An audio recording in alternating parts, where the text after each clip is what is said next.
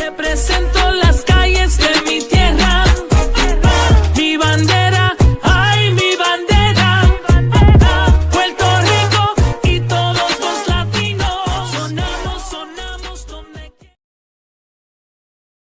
What's up, everybody? Welcome to the Sports Jedi Network.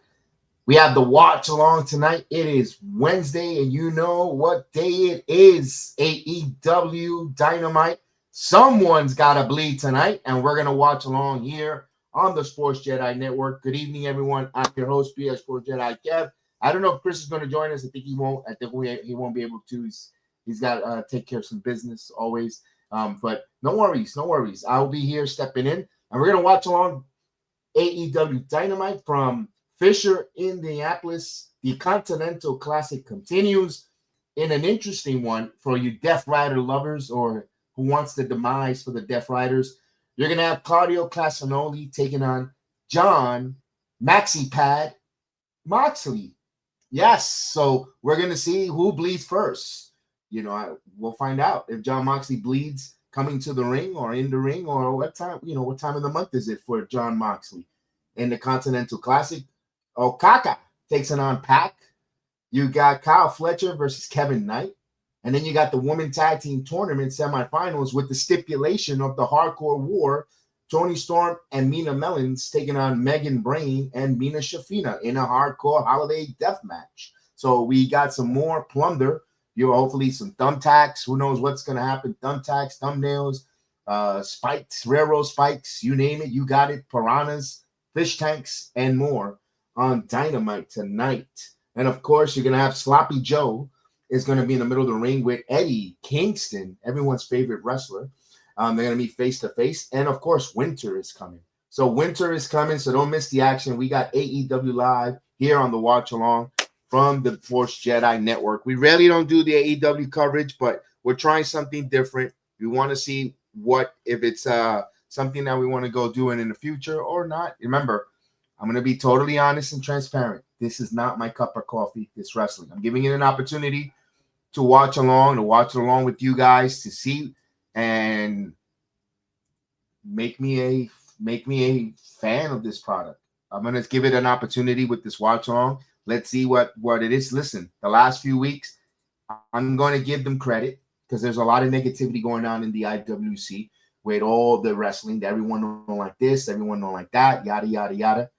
This is what I got to say. Let's enjoy professional wrestling where we have it now live or on major platforms 5 to 6 days a week. And sometimes it's going to hit or miss. Sometimes they're not all your cup of coffee, not your flavor.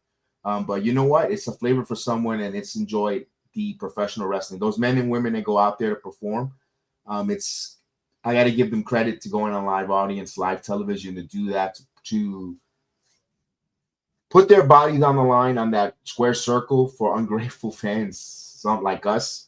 So I know one person mentioned in my comment section, it's freedom of speech. Yeah, absolutely, it's a freedom of speech. We also have to be considerate of the talent that goes in there. It's not their fault that the booking, the creative, the storyline, or people's point of view ain't there to want to get invested in their story. So hopefully the wrestlers here tonight puts a good show. I thought Blood and Guts for All Elite Wrestling, that's when we started doing a little watch along and watching it more. I thought it was really entertaining. It had its great highs, and of course it had its moments to be ripped apart and ridiculed like any professional wrestling. But I thought it was a good show for them. Full Gear, although being a long pay-per-view for All Elite Wrestling, it still had its moments. It delivered its moments. There's a lot of things you could dissect to question about it, not to go in circles, not to go, sounding so negative, but it had its positives. It had some great moments. It had some moments here, which we're going to, that they continue a storyline that happened at Full Gear with the death match, the Holiday Hardcore death match that was there in that fatal 4-way tag team for the women's tag team title tournament. You could say it is what it is. The tournament is the gimmick of the match, but they didn't need to add the death match. They're just doing something to attract audience to watch the television. As a warm, red-blooded male who's not going to want to see these women in there. All four of these women go at it at that type of level of hardcore. It's if you're going to say you don't want to see Megan Brain in there, Tony Storm and Mina,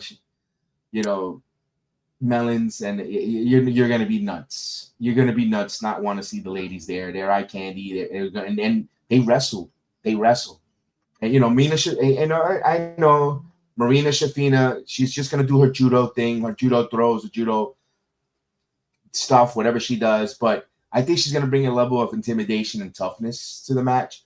We'll see where that goes if she's implemented tonight in that Death Rider storyline with Claudio and John Moxley. Interesting to see because she's going to be off and doing her own thing with her own match. So I wonder how they're going to tie that in with storyline. Look, just entertainers.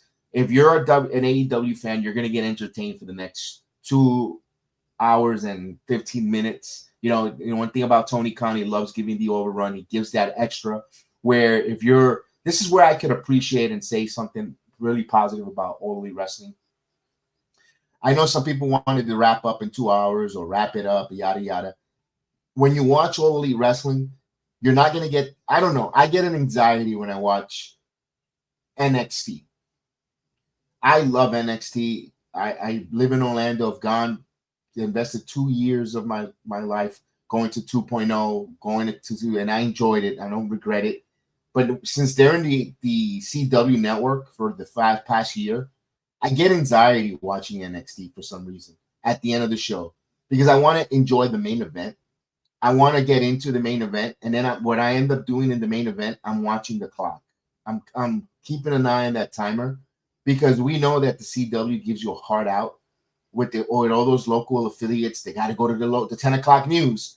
And sometimes, in the last few weeks, they have not finished on time or accurately, with the Obafemi returning, that was not given proper attention. Many other things when it comes to the CW with the WWE, where I could appreciate the network, TBS network. If they go over an overrun, they're going to make sure they get to that full hard finish. If you're you get your closure. You get that closure as an AEW fan, and you got to give that credit. And they used to have that in the USA Network for NXT. I don't know why they don't do it with SmackDown, although we could say reasons why SmackDown, it's not that great. So they want to finish exactly at the 2 hour mark. I understand them. But still, that's why you have to appreciate. And it's not about comparing both companies, but if you want to put a good positive spin on All Elite Wrestling finishing on Dynamite with that overrun, you get some closure. Even though sometimes it feels a little forced when Excalibur wants to scream and yell at the end of the show to watch collision, blah, blah, blah, blah, and he just spills a bunch of stuff at the end to try to make it seem like, a cliffhanger, but it really isn't. You get that closure. So I kind of appreciate that with All Elite Wrestling. I wonder where they're going to open up here. Do they do what they did last week? Because people complain, regardless of what happens with All Elite Wrestling, whether they open up in a promo or they go right into a match. Last week was a match. Let's see what they do this week. We'll see how they will open up this week with AEW. All right. Salute to you guys. Thank you, but no thank you for the soliciting. We definitely there on the Kick app. We appreciate everyone on the Kick app. Thank you so much, Jackwell, but no, I'll pass. I really appreciate it. Thank you for the reaching out, and thank you for and now I'm starting to sound like Tony Khan with all the thank yous. All right, so we got a few minutes.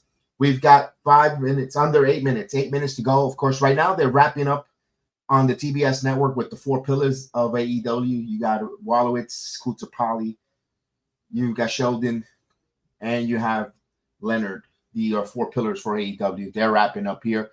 And this is going to be a good one. Everyone's on that high. Everyone's on that high with the TNA television deal. Great job there. Carlos Silva and Ariel Helwani. Good job there. They were asking questions, but they still did not answer the question. We reached out. Hopefully, we'll get Carlos Silva back on with us on our channel. Hopefully, we'll see. We reached out. I don't know if we're going to be able to get him. You see, because he's been so busy, and I don't think we're going to get him. I hope so. I would like to. for TNA. You know, we have had him on before. We have had so many TNA wrestlers, and Carlos Silva on and so forth. We'd love to have Carlos Silva on. We'll ask some different questions pertaining still the TV deal, which something he did mention. He did Ariel did a good job and asked if he's going to be live each week. They're going to keep the same model that they're doing with when they have Access TV. They're going to do one live and they're going to tape for a couple of weeks and then they're going to go back live, which when I heard that, I was a little disappointed. Now I can understand that they're telling me that they didn't really get a big lucrative deal financially to afford to go live each and every week. That's not, and that means they're going to have to pay the talent more money so they could keep a lot of the talent basically on the same type of deal, and also or bump them a couple of thousands of dollars, tens of thousands of dollars to their talents. Sign maybe a talent that something they may normally can't re-sign, or a free agent that they would love to bring, but it's not in their budget. Maybe now they could reach to get that type of athlete talent out there for men and women. But I was a little disappointed. But also I got to see this. They have to really get on their P's and Q's with the arenas they're going to book for 50. It's not easy getting these arenas, 52 of them, if you're going to go live each and every week, especially where they don't have a home base or performance center, which something that Carlos Silva did mention to us back in July. You could check my interview with mine and Chris interview with Carlos Silva before Slammiversary.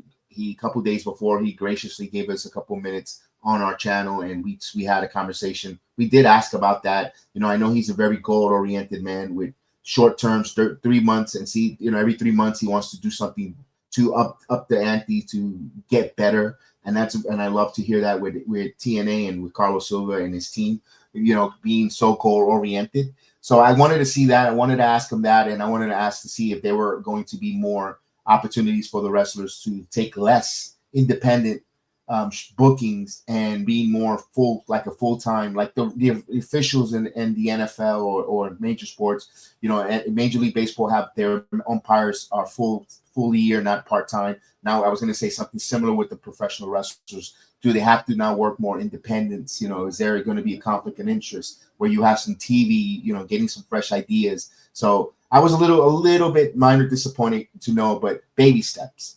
They got their big TV deal. They're going to stay with TNA Plus app, which is something I also wanted to find out, because I am going to keep the TNA Plus app. I do have AMC, but I want to keep the TNA Plus app because I get the premium live events and the pay-per-views on there, and I can simultaneously watch it. If for instance, if I'm working out on the road for my company, I could watch it via my phone, TNA Plus app on my phone, and I could, or my laptop. I don't have to worry about it. The hotel doesn't have the AMC or on that cable provider on a hotel chain. So that's a good thing, good way to still know. And it's also going to be simulcast on the AMC application. So that was a good one there. And of course, tonight, if you don't have TBS, you can have HBO Max to watch All Elite Wrestling. They're doing a good job with their streaming platform, according to the people that know the statistics of this app and all that. So AEW, hopefully AEW starts getting a little growth in there or a buzz in the viewership, because now they're going to have competition for those eyeballs. It's not the same night. I get it. I understand it's not the same night. They're not the same night, but sometimes, let's face it, there are people that are going to say, I'm consuming a little too much wrestling. I'm going to scale back on the least of my favorite watching wrestling show. Right now, I'm going to be totally honest. Some people say it might be AEW that might lose people's interest. And I've been a little bit disappointed when it comes to NXT. I think NXT has been a little bit on a fog, a little bit of a down. I don't know what it is. It doesn't. I feel like something's off with the NXT brand. I did not enjoy last night's NXT for a go home show. It just, I don't know. There was something missing. It didn't feel special. And now that the only thing that's going to be honest with you, is going to really help NXT, having TNA working there, having Leon and more other wrestlers with storylines that's going to bleed into not just Tuesday night, into Thursday night. And that's going to help people interest to want to watch. that's where it might hurt All Elite Wrestling. That's the only way. But NXT right now is right there with the lacking of, and I know SmackDown. Everyone says SmackDown is one of them, but SmackDown could turn the corner like this with a couple of wrestlers that they just put from Raw or inject some of the NXT talent into that roster, something different. So they could turn the corner quicker than a Dynamite or an NXT, in my opinion. So we're about to start. About 1 minute here. You could come and watch it with us on my playback app. Playback app, if you look the video in my video description, it takes you right to our playback. It's totally at no cost. You get to watch the action, and you could actually see it and not just hear it with me here on the playback app. It's fun. Everyone enjoys it. Everyone watches with us. And we do not just all AEW, NXT, TNA, WWE, Raw, SmackDown, the PLEs, all that here on our playback app. If you didn't know, you better call somebody, of course. And we definitely would love you guys to join us here tonight. And we're about to get the All Elite Wrestling. Let's get that in there. And why did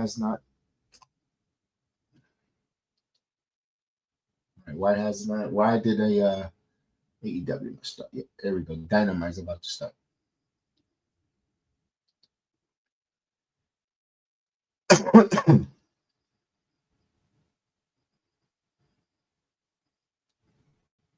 I had it on the West Coast feed. That's why. All right, here we go. They're in Indiana. Tony Schiavone opening up. Boy, they love opening up with him. So we're going with it. We're going with a promo.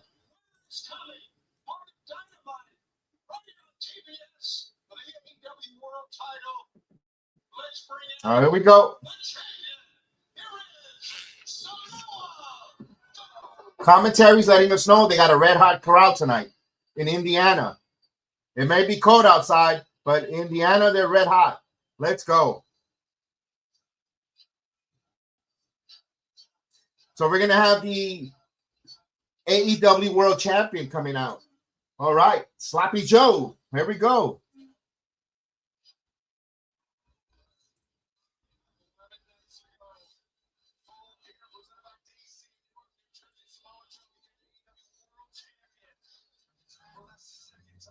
Got a little bit of booze by the fans there. Boy, I hope the fans, AEW fans, don't want to hot potato this title here, because all we hear them say, oh, we need this one as champion. We need this one as champion. Can Joe get a proper title reign before we want to hot potato the title already off of him?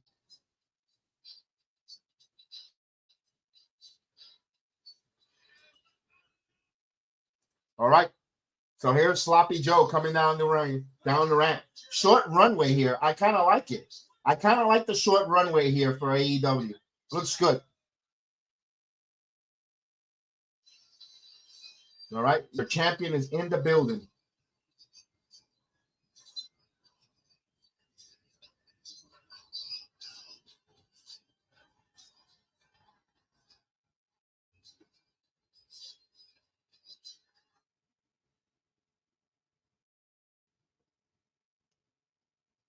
All right, they're going to bring out the challenger. All right, Eddie Kingston.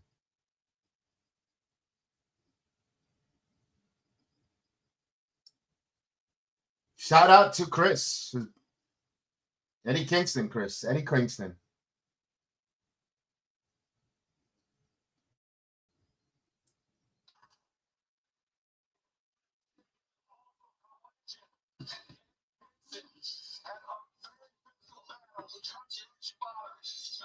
All right, here we go. Kingston in the building.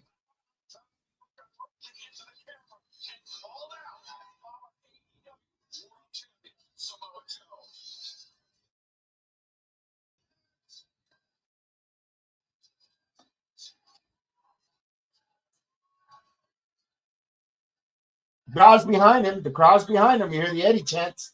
Eddie.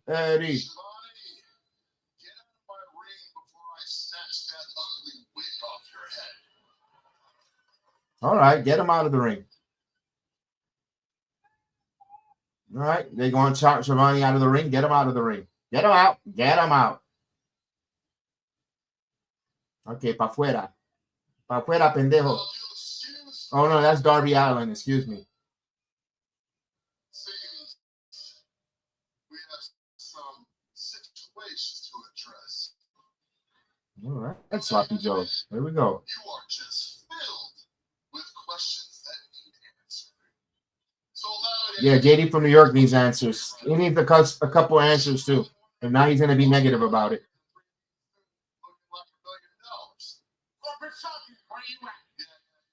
Well, it's for a simple reason. When I got on my jet this morning and my pilot said we're heading to Indianapolis, I realized it would be like wearing a tuxedo to a wedding suit.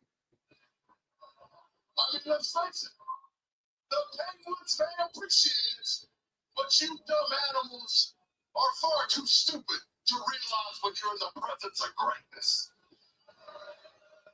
All right, typical heel taking a shot at the Cretans in Indiana. Shout out Pat McAfee, the head Cretan. The second question, Eddie. Why Hook and why you? Well, I'll explain Okay. it to you. Hook is a man who has grown up with a championship legacy. His father, a great champion. His mentor, the greatest champion in the industry. But you know, this is about education, Eddie. And I wanted them to have a complete one. So I thought it was important. What's he talking about? He's a transitional champion. Even with the second place people, you know how the tastes at the third place table. And I do Yeah, think Eddie Kingston's third place. to be that guy, Eddie. That's not really good explanation, but he's trying to give a good explanation. All right. A man who has never crossed the finish line. A person who walks around screaming about their potential, but never quite fulfills it. Now the crowd's behind Eddie. Eddie's like 48 years old. I mean, it's now or never for Eddie Kingston. If he ain't one AEW World Champion now, he never will.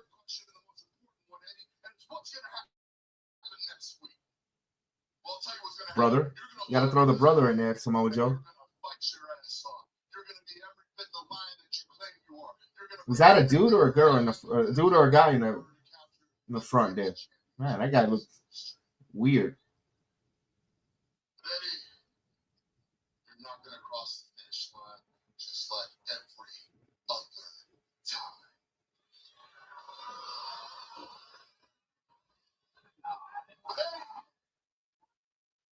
Have the consolation of knowing that it won't be because of anything you didn't know.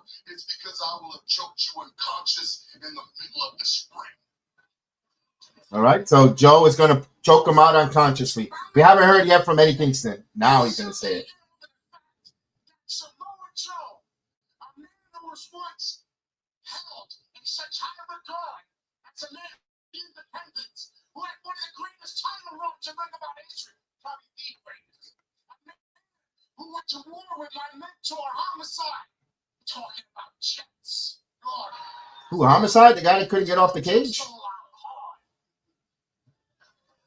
You know what? You want Hook to learn something? You want him to learn something from me? You know what he learned from me? Perseverance. He learned from me never quitting when everyone tells you to, like you. When everybody in the back says, yeah, Eddie's a hothead. Well, Eddie has a point, but why does he yell and scream? Because I get shit done when I do it. So, Joe, stand here right now, Joe. Stand here right now, because this Samoa Joe, I don't know. And guess what? I don't respect. The Joe I know and the Joe that I respect, you ran through everybody, bro. You showed fighting spirit. You showed the whole entire world, what it meant to be a real heavyweight champion. But now, guess what? What is this? What is this? Chopping people from behind, using a kick like Hook, getting all up in his head. What do you do? You do what the old school guys used to do? The guys that you used to hate? The guys that you used to call out? It's funny, now you're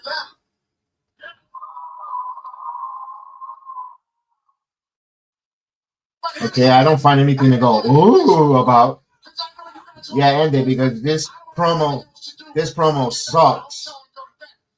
Yeah, he wants to go to catering. Hey, Frank. If you don't bring the submission machine, if you do not bring the Samoa Joe that made me want to battle and keep going, if you don't bring the Samoa Joe that beat up my mentor for years, I will eat you alive on the 10th. Okay. I mean, that's a good hype for a television match. 1 week from tonight. Winter is coming. Hopefully not too hard. Or messy.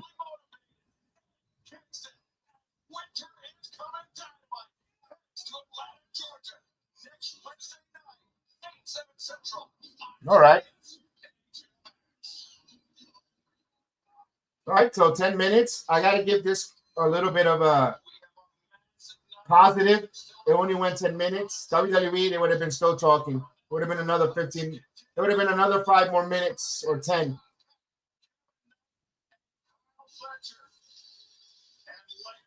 All right, there we go.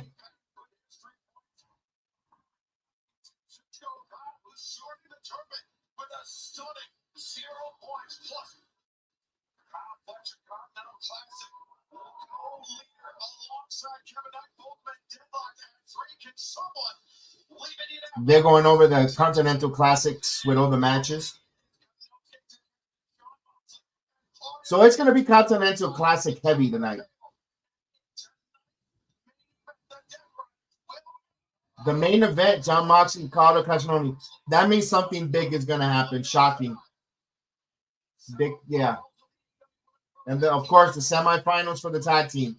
Tony and Mina Mellon versus Megan Brain and Mina Shafina.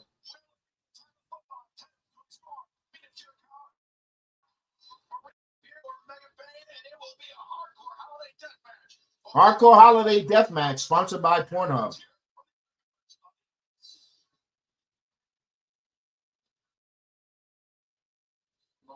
Go. Next week, and winter's coming, and finish out of Kingston off. See, we got some business to take care of tonight. But you know, everybody's gunning for these trios championships. So what we're gonna do is we're gonna bless everyone. We're gonna sprinkle a little holiday cheer around this place. Now, last night in ROH, there was one team that impressed us. Dark Order. If you can get past us tonight, you get a title shot. Shabbat. Myself, Samoa Joe. Yeah, see, hey man, we know these real good friends of yours, so we have some fun out there with them today. This is Boy, why does Hook sound like he's gonna sell me a Knish? Can I have a Knish with onions? Hook? Hey, can I get a Knish with onions? Because that's what you sound like.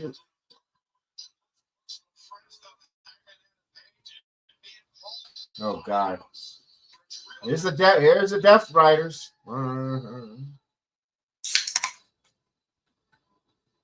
I don't know which one of these Death Riders this is. Oh, it's Pat. All right, it's Pat. All right. Junior, what's going on? 214 in the building.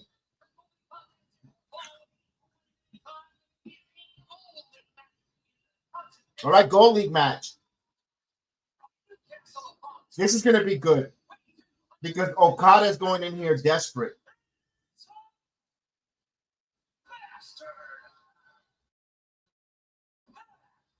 Empatado. Pac.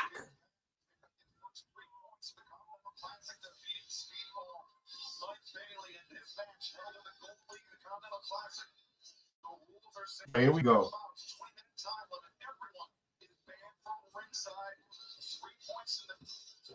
Remember, everyone's banned for ringside according to the Continental Classic. So you got to have a winner. And this is going to, again, this is interesting. This might be the first time limit draw.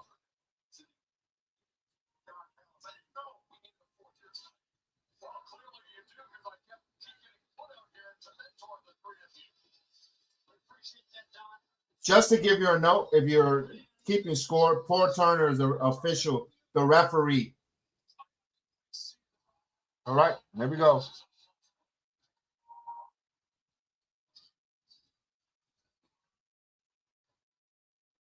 Okada.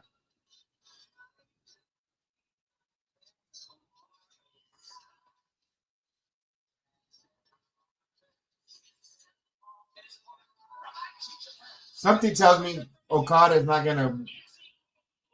gonna keep that title. They're gonna, yeah.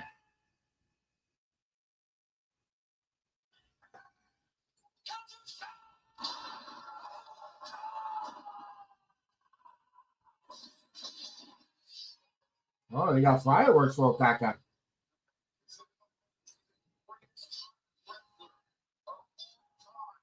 Both guys are about to put on a hell of a match. On paper, it does look like it's going to be a bang of a match. Yes, I agree with you. But Okada's been working a little slow, but slow, methodical. I don't know. Let's see if he does. Let's see if he has it in him. He's got a good partner in the ring in Pac to put on a bang of a match here for the match of the week. If dare I say it, this could be a match of the week contender right here if they live up to expectations. All right, here we go. Ring the bell.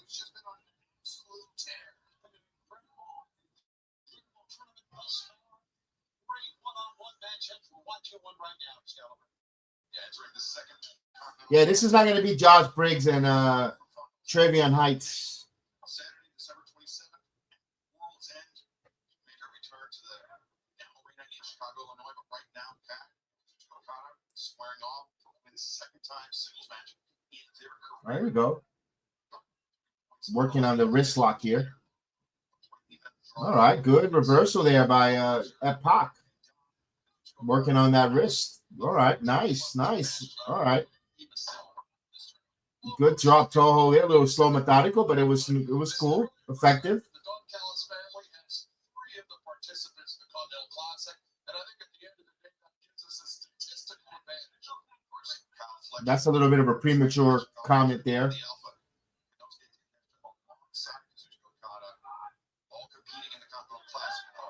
Oh, Pac with the mush. Oh, not a clean break there. Now they get into the face. Pac has to look up. Hey, that's a tall Japanese. The Pac is looking up that high. Here we go. Back and forth they go. Ooh, right to the knee.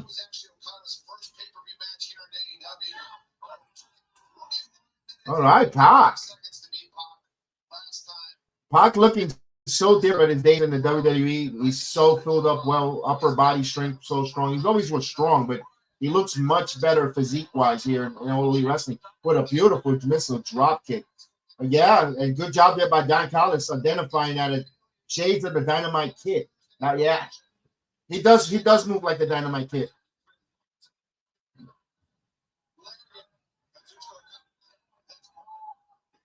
Yeah, Pac is well put together. He is. You got to do something about the hairstyle, but yeah.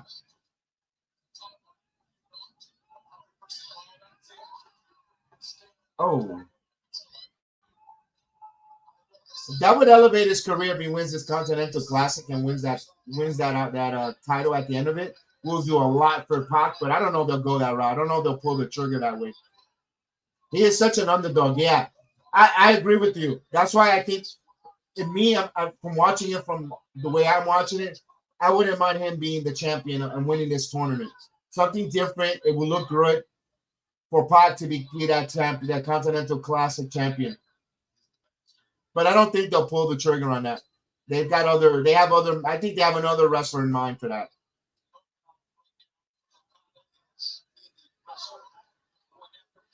I thought he was going to chop, but he ended up giving him an elbow.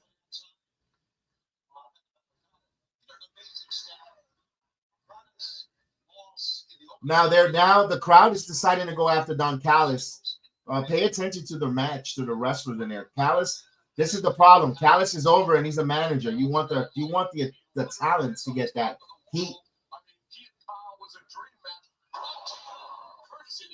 Nice neck breaker. All right, Okada.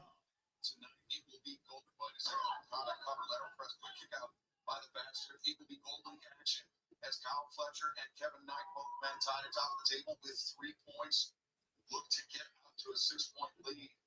Plus 80. All right, nice scoop slam. Telling the cameraman to get out of the way. You guys got to get out. Come on. Pay attention. Okada's going to know. That cost him right there. Good, nice oxen. All right, beautiful. And these are two heels right now going at it.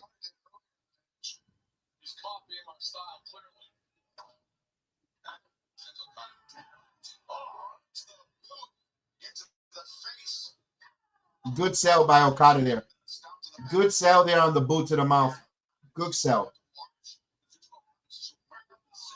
And one of the best times the cameraman actually zoomed in to see the facials on and registering the boot to the mouth for Okada. That was a good job there by the video production. A lot of times they do a lot of stupid things where they show things they're not supposed to. But I got to give them credit when credit is due. That was a great visual shot there. After the boot, right to the mouth of Okada. They zoomed in perfectly. Let's just hope that they able to turn the corner here with the production as well, because production will help the product go a long way. You know, knowing when to go to the facials, knowing to go when to the reaction, not showing the wrestler blading itself. You know, they have had a lot of issues in the past when it comes to the production, where the IWC loves to screenshot it and show all the stupidity and all the blunder and the plunder. If they were production-wise were to protect the talent and not show those things, this product will improve so much greater without even bringing the overpriced release superstar from the other companies. Just straighten out your production. That's it. When to go to the shots, the crossing the I's, dotting the I's and crossing the T's. That's what's going to help this to start turning this product around, make it feel like a more professionally well-buttoned, well-oiled machine, not an amateur production from the owner to the way it's shot, the way the microphone issues, those little things. I mean, I'm surprised Tony Khan, living in Jacksonville and knowing what Central Florida produces in video production and music quality and Full Sail University. You get some of those students that are hungry, that will love to work and studied about video production and music and all that stuff. Come on. You don't have to get the former WWE production worker. Come on, bring the kids here. You've got money. Get those kids an opportunity. They make the name for themselves with the quality of shooting things. Frank says this could turn into a brawl with the Death Riders. That's probably what's going to lead later down the road, but they're banned from ringside.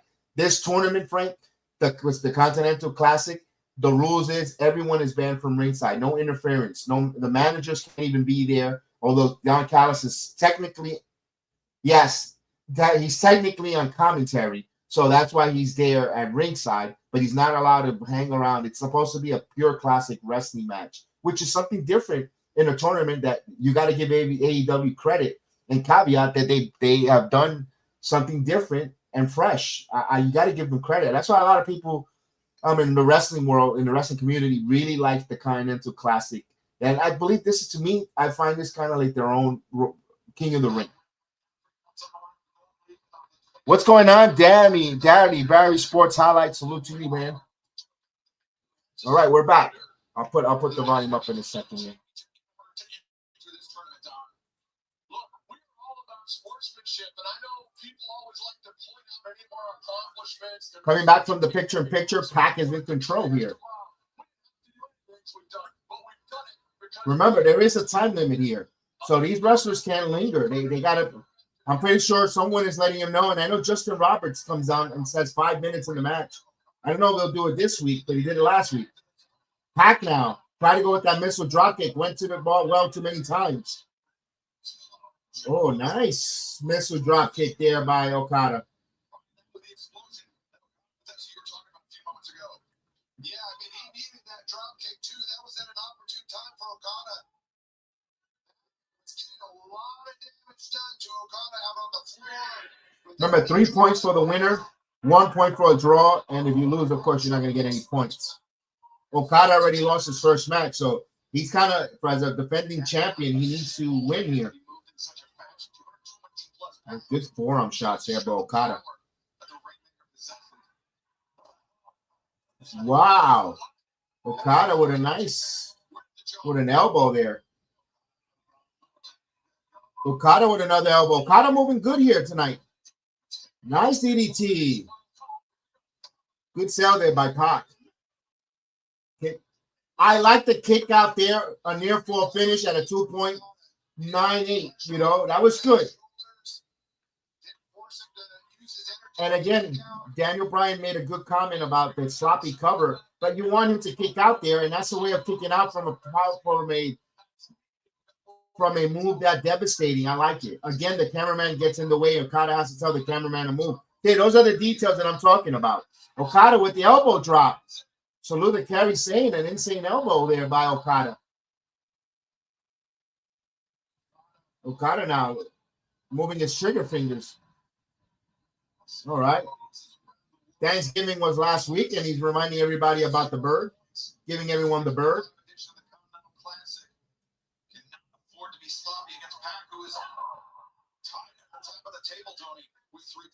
I think Okada was going to the rainmaker right there, and Pat knew it, just backed him into the corner. You're watching two phenomenal athletes today. What a way to begin this telecast. Think about the match trap off. Oh, Alabama Slam. What do we got going on? Oh, Pac is trying to hold on here.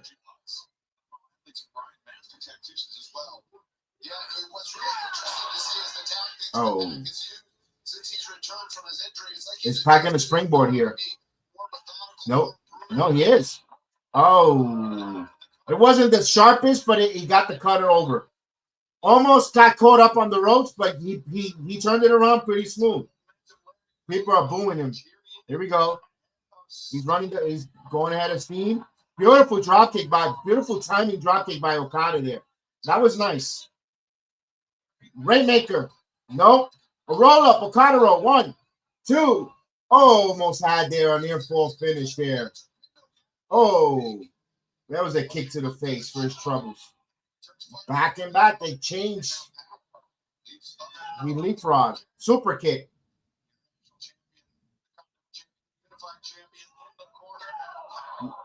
There's another kick. See, this is why I hate it. That's why I hate Excalibur. That was a super kick, and he changed the name of it. Beautiful German suplex. I'm surprised he didn't call it a Polish suplex. He changes the name to everything. So much speed, and then the drop kick just knocked his block off, and he's still moving slowly here. Another German suplex with a bridge. And he got, oh, that was a close 3. That was close on that bridge. I got to see a replay there. That looked like a 3 there. Suplex, if you will ever see in this entry. Brian, you agree with me? Yeah, absolutely. I was actually just going to say how high he stacked Okada's shoulders on that perfect suplex. You know, Pac is doing everything right in this match. That German. Much time left in this match. They should be letting us know about this. Power driver. A tombstone power driver. But I like the fact that Okada expended energy to do it and it protected that move. If he would have went for a cover and he would have kicked out, then the tombstone power driver feels like a transitional move. I like that. That was a smart move. Thank you, Okada, for protecting that finisher and not keeping it at someone kicking out at 2. But Pac just got up quickly. Yeah, this is the problem I have with Pac here. He's got to sell that a little more. He just got tombstone, brother. And he ended up getting a superplex, an exploded superplex from the top rope. It was not a blame buster. It was a superplex. Come on. And he hits the running lariat. Now, he's got the submission, but there's a pin. I liked it. They stole the LA Knight finish from Jey Uso. I like it. You know what? You could use it here as well. We saw that with LA Knight stealing the pin off of Jey Uso, and Okada did the same thing. Pac was going to go for the submission, and he rolled up Pac. He was a little overzealous. You know what? I like the way they got to the finish. You could borrow from the other company and other finishes when it makes sense. And I like the way they borrow that finish from the LA Knight Jey Uso tournament final. Good job.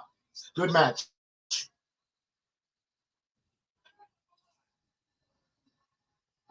Good job there, because he got hit with that nasty lariat, and he was going to go for he was going to go into a transitional.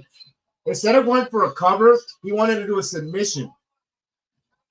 That was wrong on you, Pac. That's shame on you for being the clown for going for the submission instead of just getting a pin. Good job. Good match. All right, here we go. TNT champion. You faced off not once, but twice. First in the Continental Classic, and then on Collision for your TNT. Nobody watched it. I won one, you won one. But my main takeaway was that Danny Garcia is the real deal. This kid is game. Now here we are a year later. And my goodness, how things have changed. Now I'm the reigning and defending TNT champion. And Daniel, my opinion of you is not what it once was. You see, Danny, I'm afraid that maybe you're falling into a Death Rider's death spiral. You know, you talk all this noise about you want a shot. I confront you, break your face and tell you, hey man, let's do it. Get in my face and then all right. I'm listening to his promo. What are you playing mind games? Is this a John Moxleyism? Well, look, Danny, I don't play mind games. I don't play no kind of games. I ain't ducking, so I went straight to Tony Khan. I said, Tony, let's make this match. Briscoe Garcia for the TNT title. He said, Mark, I got just the place, just the time. Cardiff, Wales, winter is coming. I said that. All right, Cardiff, Wales, winter is coming. All right. It's going to be an international coming party. I never heard that before. To Cardiff, Wales, but earlier today, the AEW National Champion Ricochet and the demand commandeered one of our camera crews. Let's take a look. All right, gonna hear from Ricochet. To all my frequent flyers out there, you already know who this is. It's AEW's National Champion himself, Ricochet. And I'm feeling pretty good right now, but it's funny. Over the past couple of days, I've had to keep my phone on Do Not Disturb. Because I've had promoter after promoter emailing me, texting me, calling me, begging me to come save their little company, to give their talent an opportunity. Because they know what I know this entire time, and that's Ricochet is not only a champion, but Ricochet has been a viral sensation in every single company that I've worked for, and you can look it up. But despite all of that, what I'm known for best is my charity work, humanitarianism. So my first piece of charity work will be this Friday in Columbus, Ohio, where I make my debut in Ring of Honor. Ring of Honor, yeah, you're correct. 214. Dalton Castle. And Dalton, you and I. Oh, come on, Dalton Castle. Ese maricón. But this Friday, I will dispose of you with ease. And since Columbus is such a cold, miserable place, I decided I'm going to stay an extra day. Are you serious? That's his first time. Really, Dalton Castle? Where I give some charity case out. You make the national title to defend it against Dalton Castle? Is in more demand than we have ever been. And remember, when you're in demand, you can make it. If you don't follow demands, you can put it. Oh, that was cringe.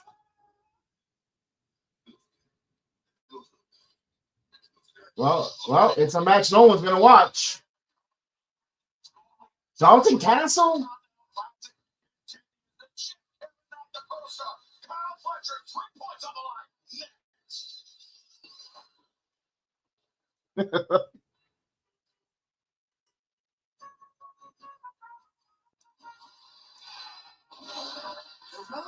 Did he get himself some new boys?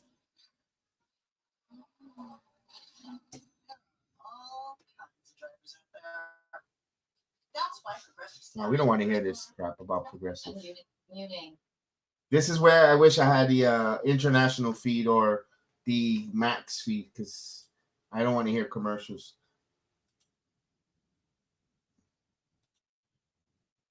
I rather wait for the did you see Bob Zeta? Yeah, Zeta Steel. Yeah, she didn't want to be in it. I don't blame her though for her leaving the although Ring of Honor is not really a step up, but still I don't blame for Zeta Steel not wanting to be in the WWE system because I'm not for nothing, Junior or JR, whichever one he wanted me to call, because I would say 214. I personally, if she's got the look, she shouldn't be farting around and involved with independent scene. She should already be on the NXT. She should already be being showcased on the NXT level. She's got the look. They bring every. I mean, listen, I would take Zeta Steel 20 times over Danny Sikowski. 20 times over. And they went with Danny Sikowski because The Undertaker has a thing for her. I don't blame Zeta Steel to go in and want to go to Ring of Honor. That's just me. I don't blame her one bit, and I hope that they know how to use her and they really elevate this young lady. Personally, I'm hoping Zeta Steel becomes a household name in All Elite Wrestling and bites WWE in the ass. Seriously, big time. But in Ring of Honor, hopefully she gets over. No, you just missed, Heather. You missed the promo battle between Samoa Joe and Eddie Kingston. They're going to wrestle next week, setting up that match. Kind of gave a little bit of an explanation on why Hook went back to back to the ops. He was just, didn't want to be next to a loser, always comes in third place. I'm paraphrasing. And they're just setting up that match. And then you had a great opening contest here with Okada and Pac. I thought that was a very good match. I like that they borrowed the finish from LA Knight and Jey Uso, but you know what? In this case, it made sense to borrow that finish. That he went, Pac hit the ropes a la Braun Breaker style and hit that Rainmaker to Okada. He was going to go for the submission. Okada, smart veteran, put him in that crucifix roll for a pin and gets the win. He was a desperate champion who was falling behind already by 3 points. I love the finish, and I love the story of why he got the finish on Pac. So what he borrowed from Jey Uso and LA Knight match that we saw on Monday night. It's okay when you borrow something when it makes sense, and they did. All right, we're going to get back here. We got pockets and the conglomeration. Oh, I put the volume up. Although. Look at that. That's Chris's favorite wrestler right there. Pockets. Look at that. He has in his pockets. He's already playing pocket pool.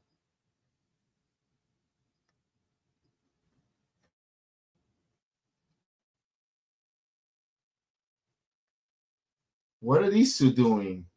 That was so.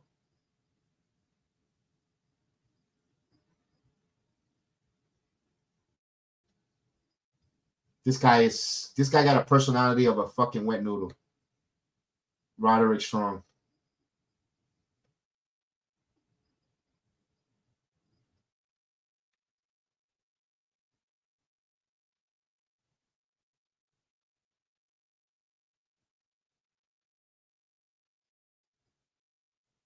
That was cringy. That was weird. All right.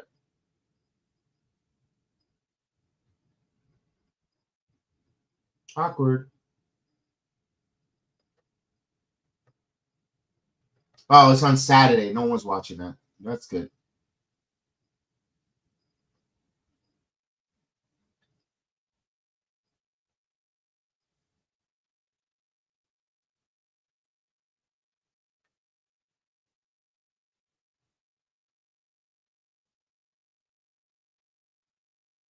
Mira el pendejo.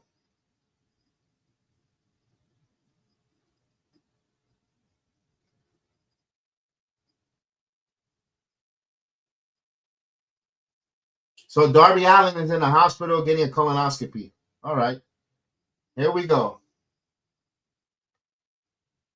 Okay. I'm like, who is this? El Protocolo. All right, Kyle Fletcher.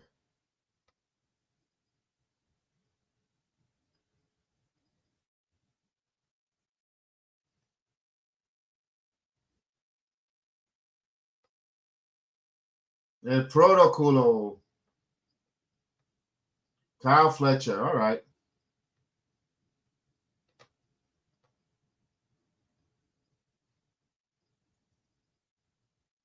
Look at him looking like a proud papa.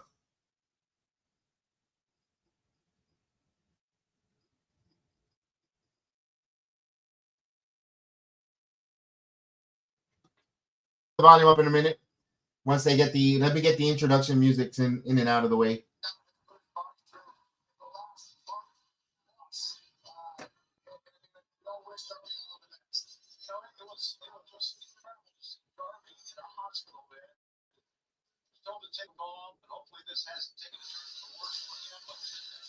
All right, here's Kevin Knight.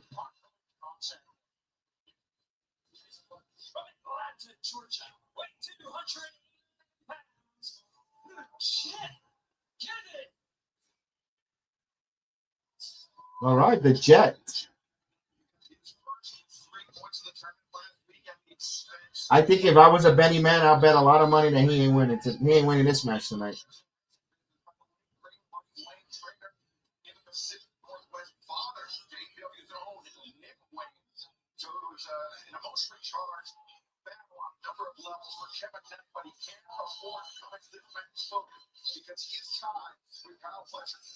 Oh yeah, he ain't winning this match. Oh, we got Rick Knox as the official. Rick Knox. As they ring the bell.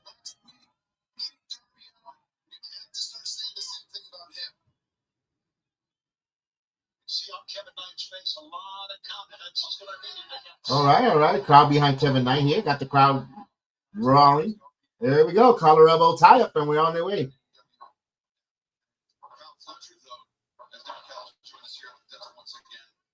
All right, they're banging on the wood, stomping on it like they're stomping for roaches so they can make noise. Here we go. Into the ropes. Here's the chop. Here's the chop. No.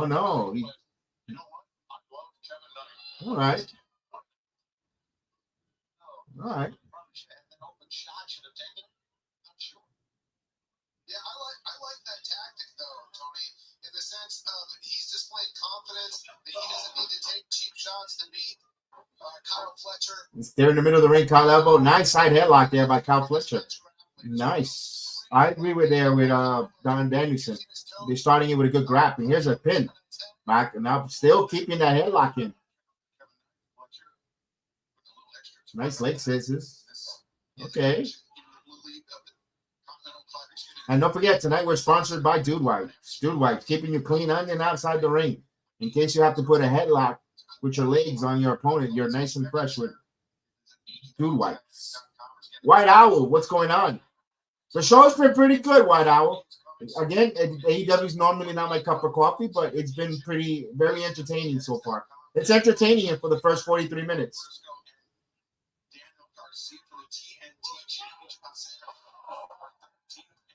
Oh, that's a kick to the face. I think Fightful Heather, to answer that question, I think Fightful Select Sean Ross Sapp had information on contract expiring and some people that are offered and some that are going to get signed. I think out of those 6, 4 out of the 6 will be re-signed for TNA, in my opinion.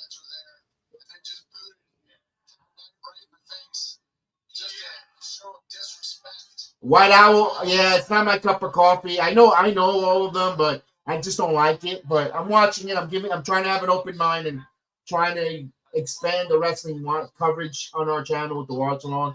See if there's anything entertaining here, and celebrate the performers there. Oh, a good recovery there by Kevin Knight.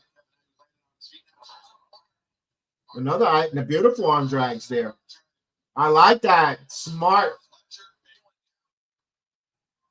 But you missed on that. You missed on that drop kick. You should have been hurt, but all right.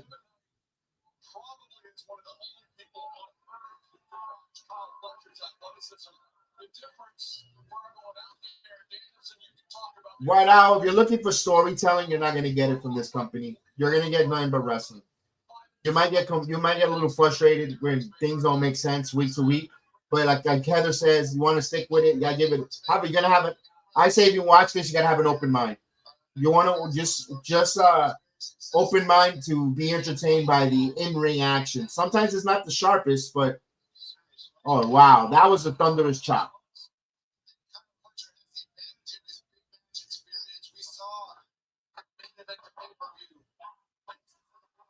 Oh damn, that was a vicious.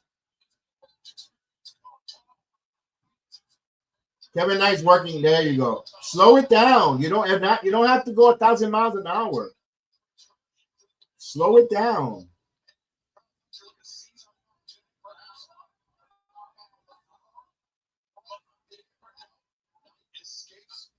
Okay. He wants to do so much popping moves for the crowd to go, Wait, slow it down. You're yeah, they're too much no selling. Yeah. All right. A flying elk, a flying clothesline. He wants the wow moment. He got it. He's got the wow moment right now. You got that guy, you got that Hishi in the back going crazy.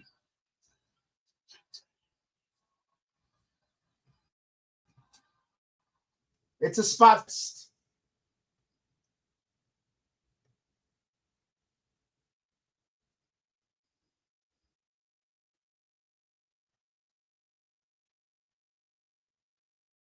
Now he just hit a big clothesline from the top rope, and you go to picture in picture.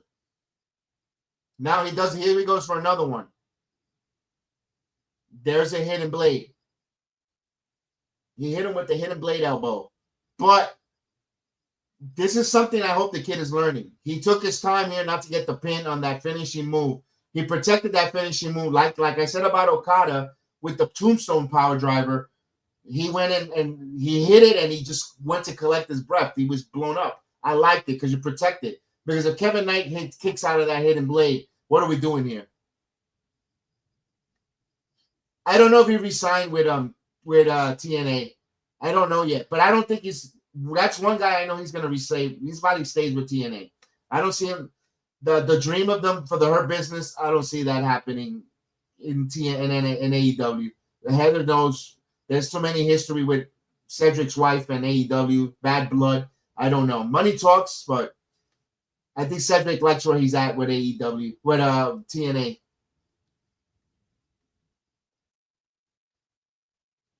Yeah, I don't think he will. I think he stays in TNA. I can see Jake something moving on from TNA, which is a bummer because he has a lot of potential, but they're not really casting him and booking him well. I can see Jake something no longer being with TNA.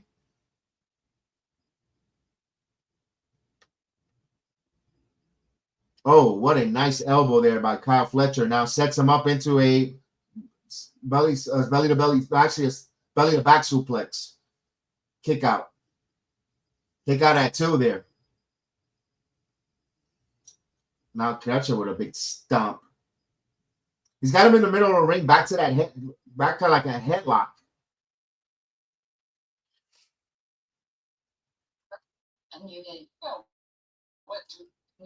And there's a commercial of our sponsor, Dude Wipes. There you go.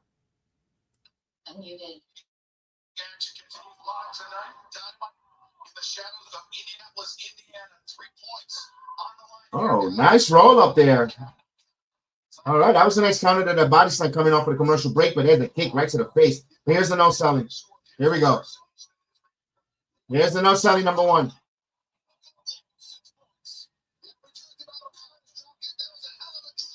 All right, but at least Kyle Fletcher registered that drop kick. He registered that drop kick, and I like the camera angle. Again, I got to give them credit. They focus in on that deer in the headlight looks for Kyle Fletcher. I really like that. They're doing some good stuff here tonight with their cameras. We had a "This is awesome" chant. Here we go.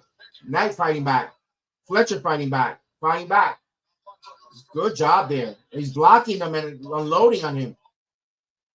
Even Rick Knox is selling them. There's the clothesline. I agree with you, White Owl. He mixes with the clothesline. Here we go. Flying clothesline.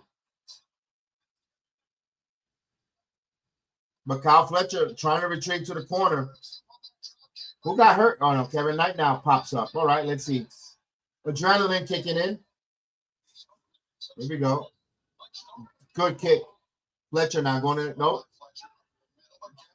Karana.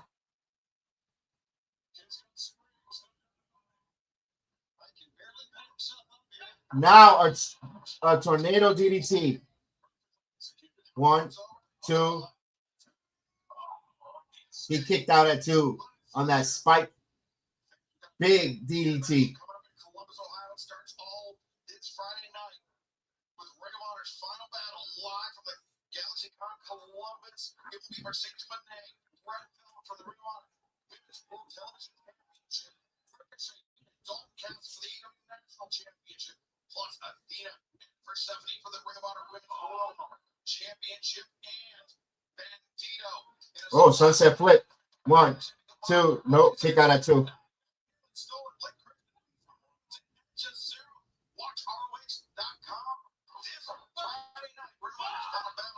Fletcher now.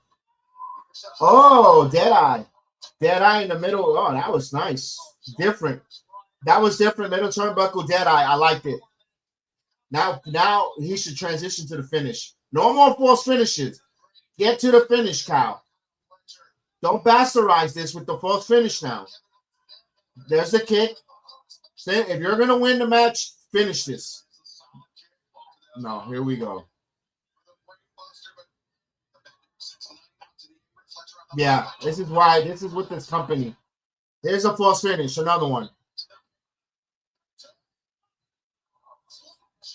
This is the problem this company has.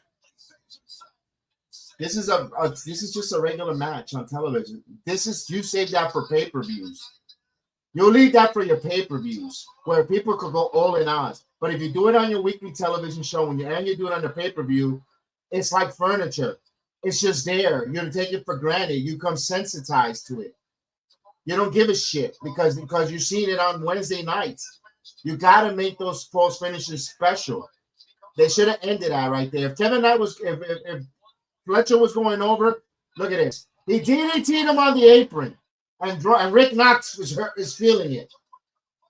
Okay, let's watch. Look at this other false finish. You could tell it. You could see that's going to be another false finish. He's going to hit him with a monster shot from the top rope, and he's going to kick out at 2. Or even 1. Here we go. No, Fletcher got up. Bullshit. This is where this company falls off the cliff. This is where the bullshit begins. Kevin Knight can win this match. He'll be the leader of the block. These guys are going toe to toe.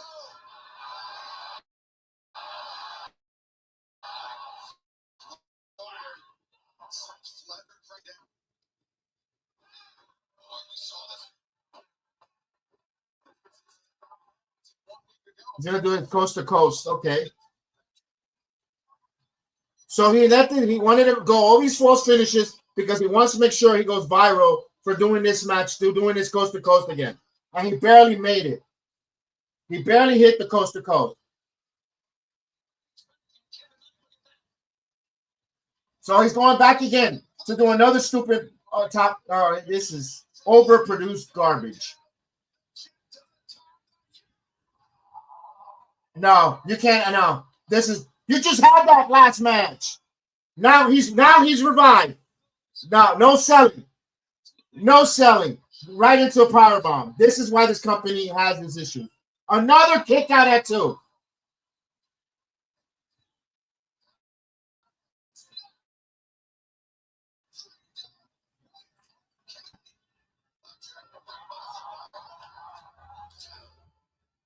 Another false finish. They swear that by doing this, it's great wrestling.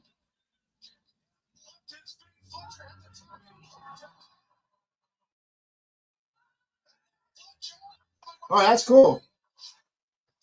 Brainbuster. Really? And he finished with the brainbuster. He couldn't finish that 5 minutes ago. This match should have ended 5 to 7 minutes ago. A good match, great match, but they went 7 to 8 minutes too long.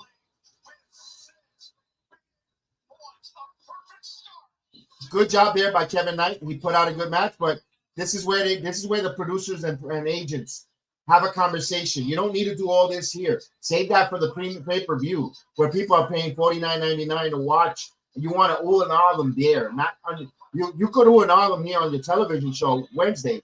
For what? For 500,000 people? People are not tuning in.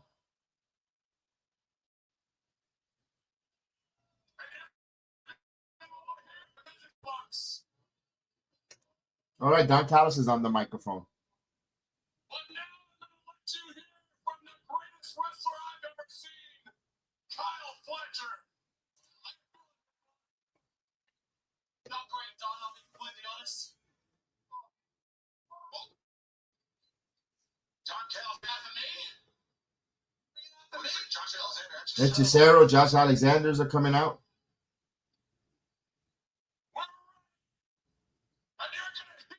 I don't know what was that back and forth that the referee had with Don Callis. He looks confused.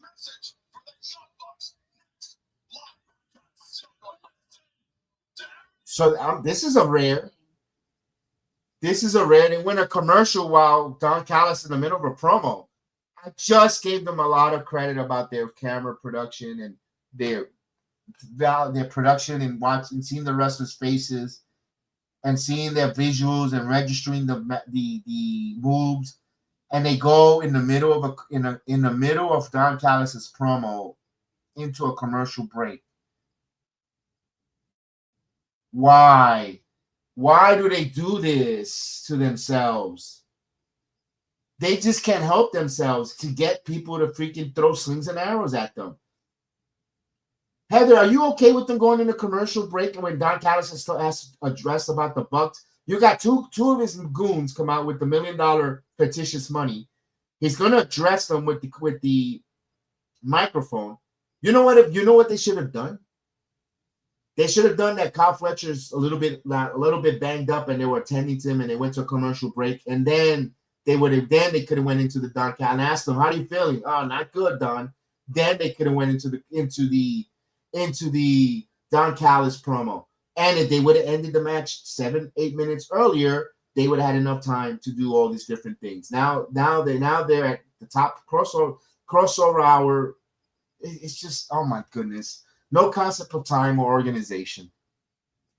And it's easier said for me being behind a keyboard to say that. I'm not running a wrestling company. I get it. But you have to see the feedback on your own product and see, man, I should have take notes. Is there anyone else in there other than Tony Khan to tell him, boss, I don't think you should go on a commercial right now. I mean, a producer with that could tell him, no break yet. Hold on, let's do something. I don't know.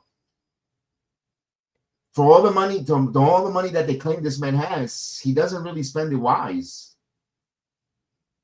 You don't need you have the talent. You have a bloated roster. Why don't you check people that are the best of the best in working working live television? Get yourself a producer that could direct the truck and knows where to take the camera angles.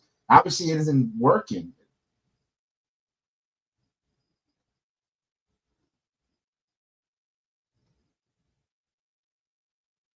We'll see now. We'll see when they come back from this commercial. Damn, it just takes the wind out of you. Like, okay, what does Don Callis has to say about the Bucks? They go away.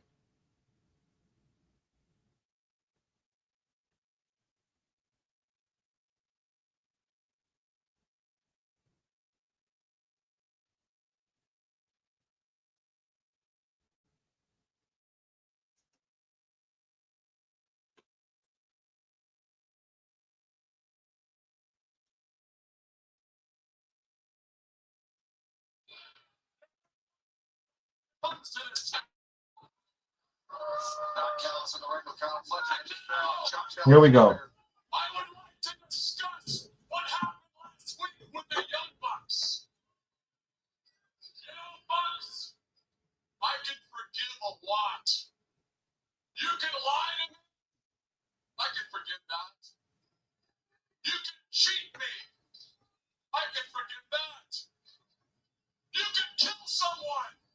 Oh, I have forgiven that before. I guess he's friends with OJ. But the one unforgivable sin is signing Kenny Omega? Omega.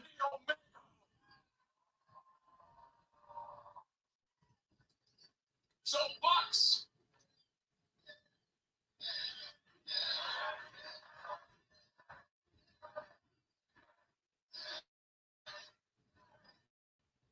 I have one more. Are you ready? Have your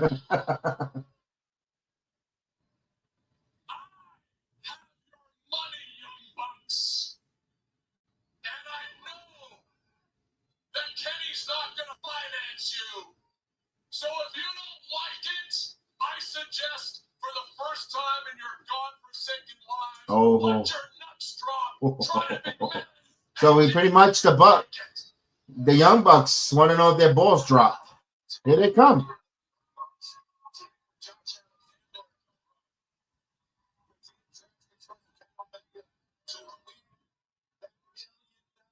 All right, here's Plunder. Super kick. Super kicks. V-trigger on Kyle Fletcher. Oh.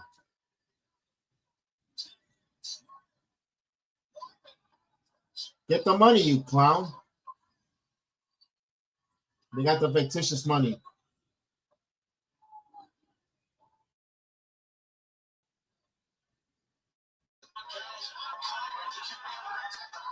Waka, Rainmaker.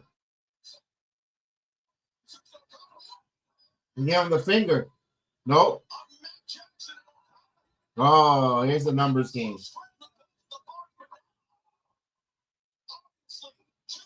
Oh, Hechicero seems like a weak. He's the weakest one of the goons there, huh?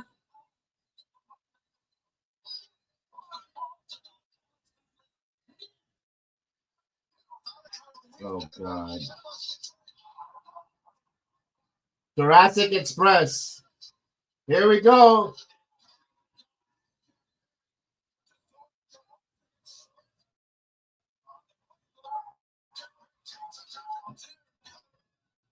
Again, why not take the money out of the damn... Get the money! That was nice. Oh, Dinosaur has nuts. Low blow. Here's Jungle Boy. Or Jungle Kid. Or whatever his name is. Give him the finger. Oh, he bit it. Who's this? A Tron. And Mark Davis.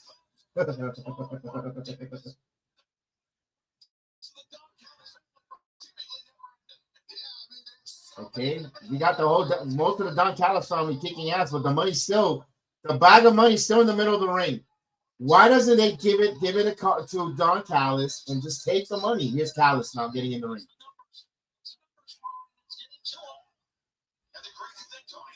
Don Callis now. Now he's unloading some punches. Look at him giving him grandma punches. Look at that. Man, giving him grandma punches with no socks. Oh, look at this. Oh, the finger.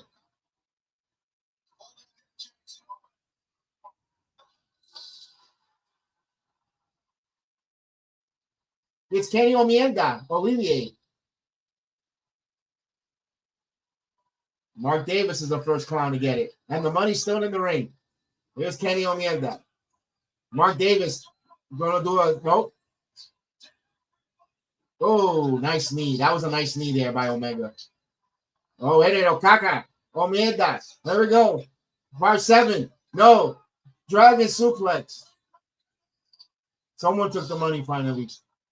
Oh, that's a famous point. Jim Cornette's favorite point.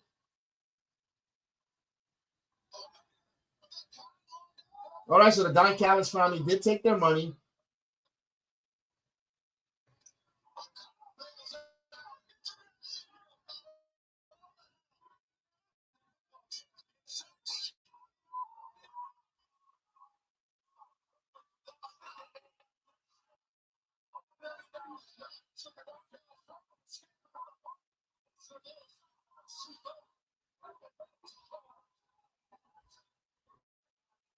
All right.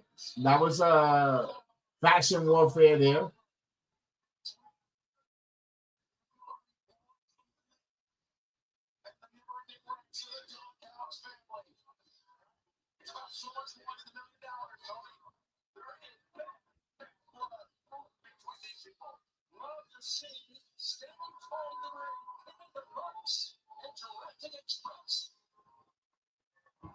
Oh, here we go. Semifinals, Women's World Tag Team Championship. The Babes of Wrath versus Tony and Mina. Actually, no, Tony and Mina versus Bane and Shafina.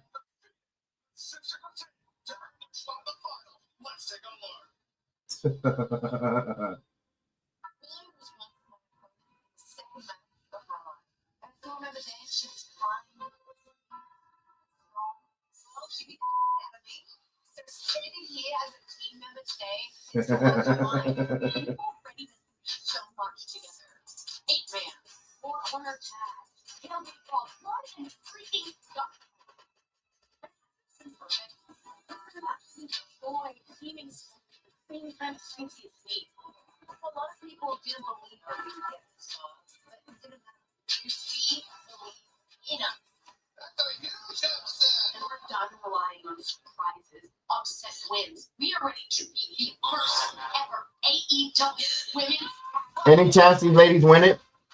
Hey, chat. Any chance these women win it? Those tag team championships? I give them a 40% chance of winning those titles. I give them 40%. Here we go.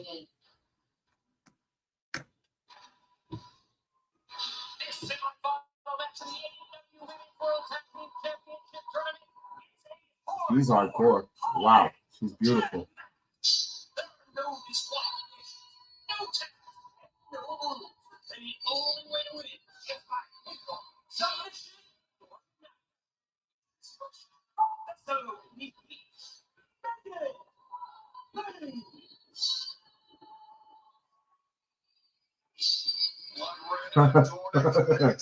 That song is the worst.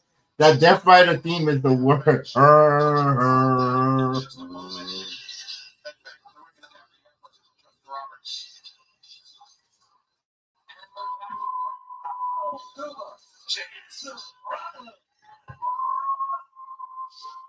Mira Marina Chafera.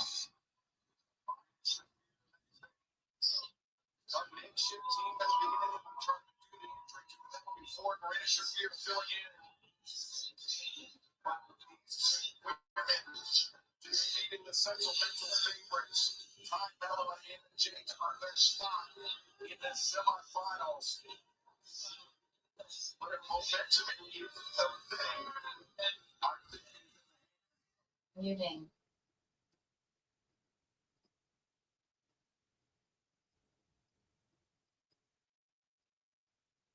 I like her song. This part of her song. To get to this hook was but I like her song. I kind of like her song.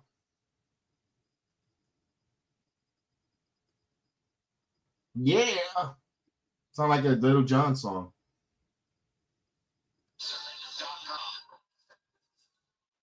Oh, God.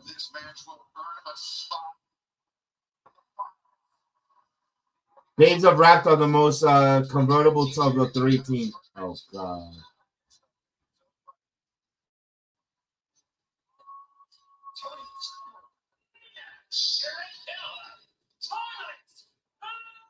They're doing a little dance routine here.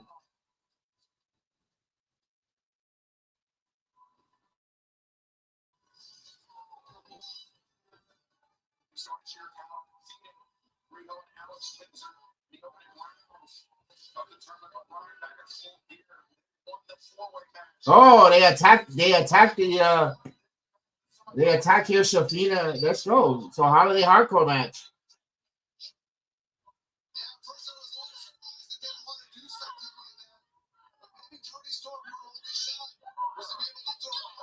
Here we go. Dash press, okay.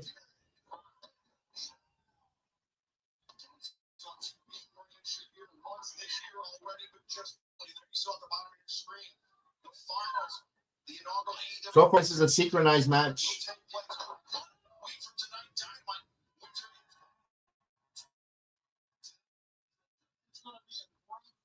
Oh. Double. Oh, that did not look good there. Megan's big forehead hit the freaking outside. Ugh.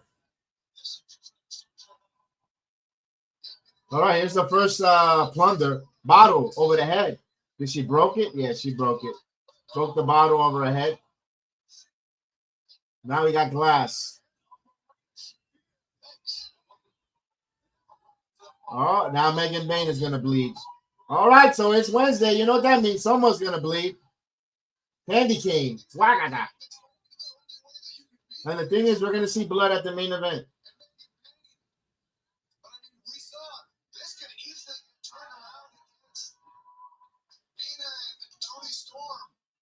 Oh.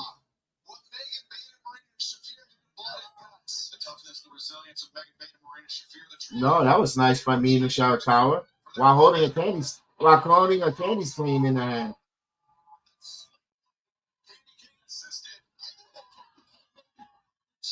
Oh, it's a barbed wire candy cane. More plunder. Oh, that was a nice move there by Toni Storm.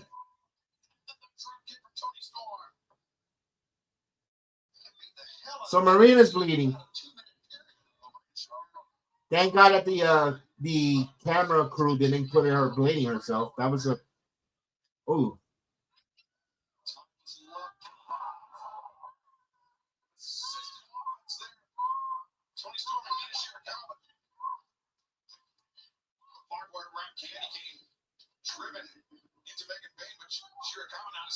Four minutes in, by the way, we have blood. 4 minutes in. 4 minutes in, blood. I mean, it's a hardcore death match.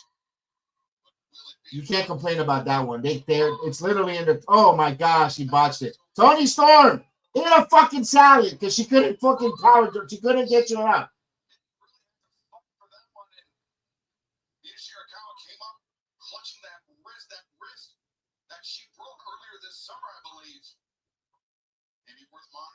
Shafir now. Damn, the crowd got quiet. Oh damn, what the hell was that? Megan Bain now. Oh damn. They got manhandled there. So Mina got hit in the head with the bottle, and Toni stuck the broken bottle in Megan Bain, and she didn't bleed. And then she got hit with the can. She had the barbed wire candy stick in her mouth. No blood from Megan Bain. They had a little bit of a commercial break. But I like the way that Megan Bain threw both the ladies, threw Mina Sharakawa out. That was cool. I like that. Uh-oh, they're getting the table ready. We got the table spot. Here we go. They're setting up the table. They're going to bring it into the ring.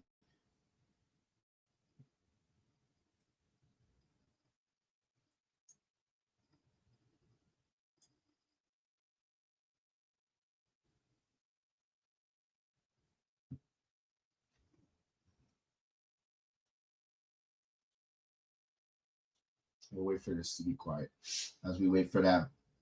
On the outside, oh, wait a minute. Megan Bain now has the barbed wire candy cane, plastic candy cane, and hitting her. Hit Toni Storm over the head. Now it's Mina Sharakawa right in the back.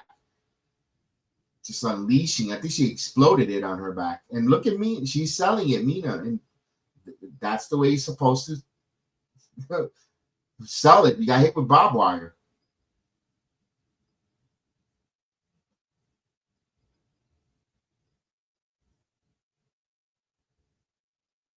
All right, now they're sending them both in the ring here. Megan Bain like she's going to set up Toni Storm into the... No, Toni Storm stops. Oh, good kick there by Mina Sharakawa. Right in the back to Toni Storm. Someone's going to the table. The table spot. Don't put it to the table stop just yet. You're in picture-in-picture. You want to make sure your audience sees this. Now, although there's a second table now, and they have a gift wrap a chair in gift wrapping paper. We all know it's a chair. I wonder if it's a shaving chair or a gimmick chair. You got a frying pan. Who put a frying pan? Really? Out of all the things, the stereotypical things, what's up with these people in the kitchen utensils? A golden chair. You got a golden chair, and she throw it, and oh my God, drop kick that chair right into Toni Storm's face. That was a great move. But you know what sucks?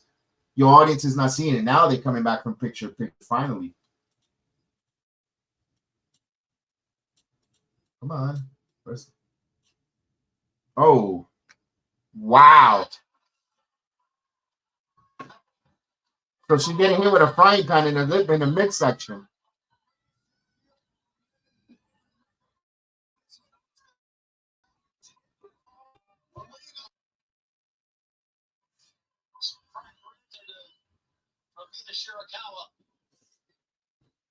Yeah, you're going to speak, right? You're not just going to sit there. I'll bring you on, of course. Here we go. Come on in, brother. What's up, Matt?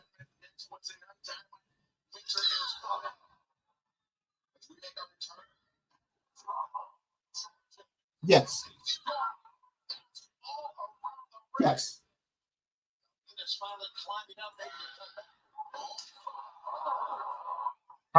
How do you like it so far? I think it's been entertaining. Nina Vibe. It's pretty entertaining. It's been entertaining again. Oh. Wow. He put her through the table. I thought she was going to pile drive on the apron, but she went all the way to the floor with that through that table. Thought the same thing. And wait a minute. Megan Brain. Even oh my God. He even called it Megan Brain. Oh my God, mother's milk. I mean, that's the most stupidest move in the wrestling. I find it stupid.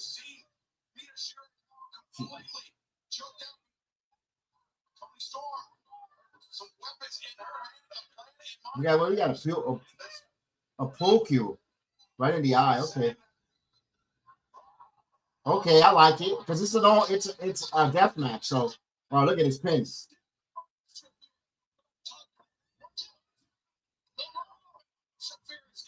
Oh, back fist.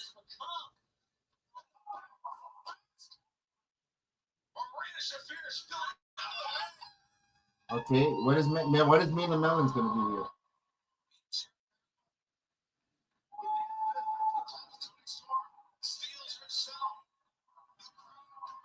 Oh my gosh, she couldn't get on the rope. Come on. Oh, that was not good. But hey, okay. Yeah, it's already it's already there. Yes, sir. Yes, sir. Both. This time I'm not gonna. This time I'm gonna be here, and I like to because when I said last time when it was for when that was sloppy. My God, the neck. We're gonna see Final Resolution. We're gonna hear SmackDown on Friday.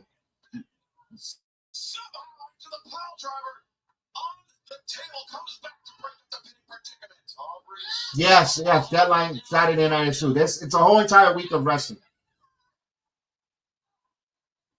No, deadline is for Saturday night, she says, for NXT. I don't have Ring of Honor, and I don't like Ring of Honor, so I never liked it. Oh, what a spear! I never watched it before either, so I can't say I. No, I never watched it.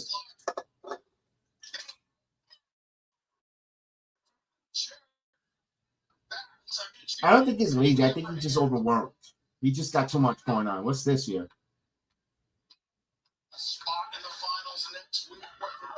You're really gonna put that big behemoth? Oh my God! I will.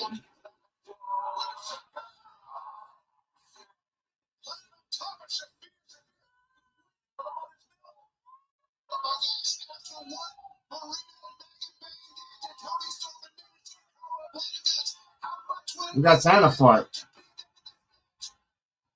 Oh yeah, it is Luther. It is Luther. Good call. Good call.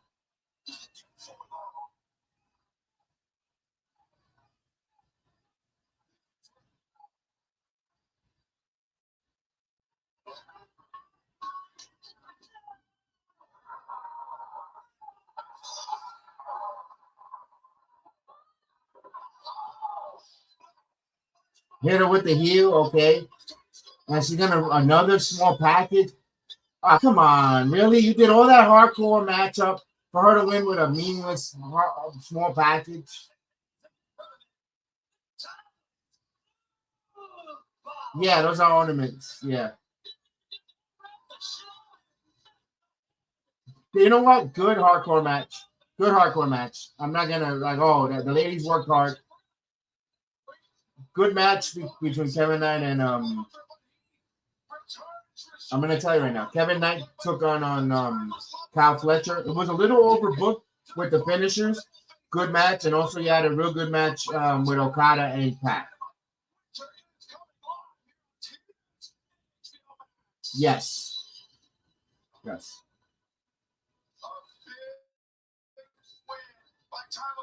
The main event is Jon Moxley versus Claudio Castagnoli.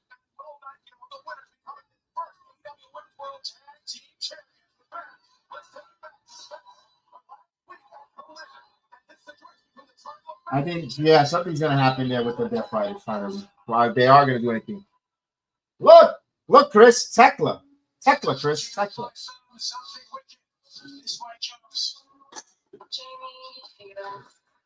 What did you not learn from Blood and Guts?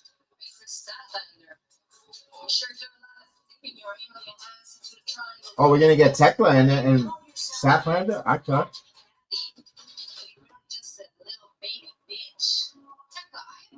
No, that's what's going to happen. But I think we're going to first get a tag match. So you just name the time, the place, the state, the state, and I will not hesitate to make you call me daddy. Oh, you didn't go to WrestleCade. That was a pretty good event. I knew a couple of people that went. They had a good time. There's not much else to do in Cardiff except beat people up. So, how about we do that to Sky and Julia? I like that. You need to. Oh.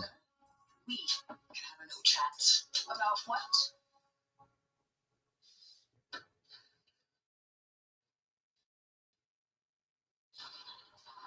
If financially I can, I will go, but I don't know my financials right now. Right now it's like, oh wait a minute, we got the Dark Order. We got a chance at the AEW Trio Championship.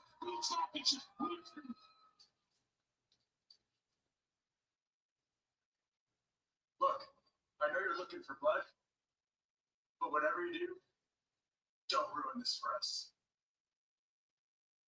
Fine. I'll be back next. But the second this match is over. Oh, it's a trios match. No, because Hook is not a champion. Samoa Joe's not in it. It's a trios title. Trios match. They didn't do it yet. They will. But if they beat the Ops, then the Dark Order gets a title shot. One of those title eliminator nonsense.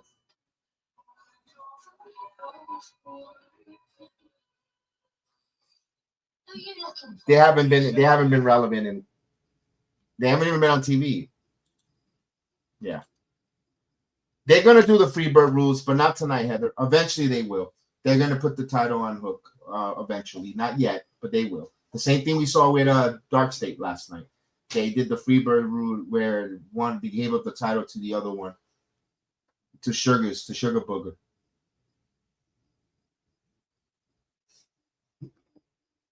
Who? Sugars? Saquon? Oh. Oh. Yeah, I'm sorry for you.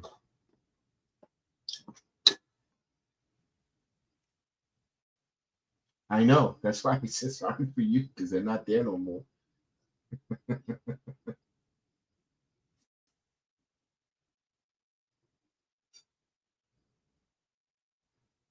What is it that people not going out to the territories in Carolinas? Or what's the deal with those companies?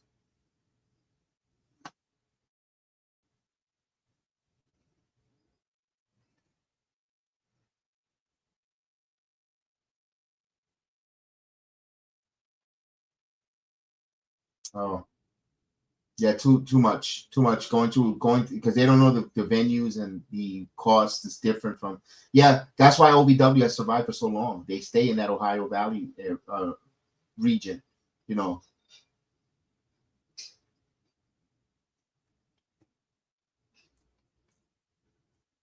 I mean, a lot of people. I mean, look, New Japan is trying to rally, and they're not done yet, but they took a massive hit. I mean, we know also we could talk about Khan poaching a lot of their talent, but a lot of the they're gonna have the largest gate finally for Wrestle Kingdom, I believe. You know,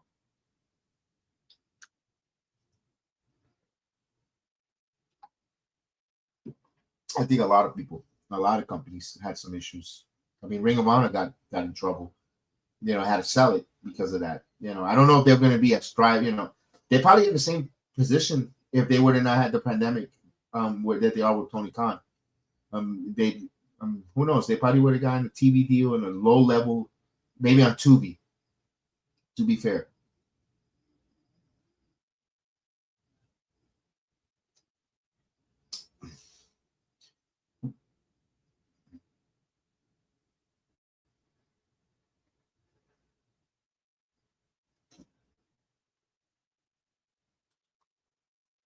They do own a lot of TV. They do own a lot of TV channels, syndicated stuff.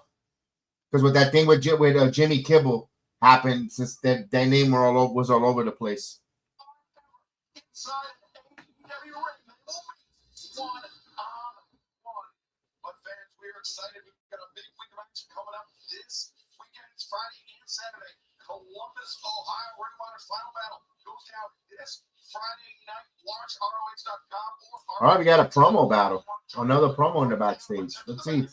Samurai's in the building.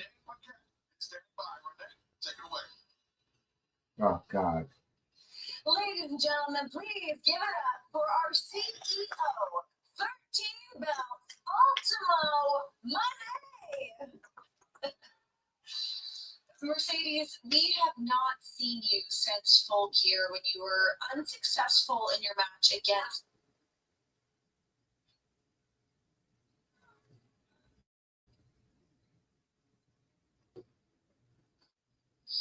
Icon. 13 belts, ℜ𝔤𝔦𝔫. PWI's #1 wrestler of the year. Does that sound? All right, Becky Lynch. Stealing Becky Lynch is a little bit of a saying, geez. Mercedes, this Friday you will defend your. Yeah, why are you fighting Ray? Why are you wrestling her again?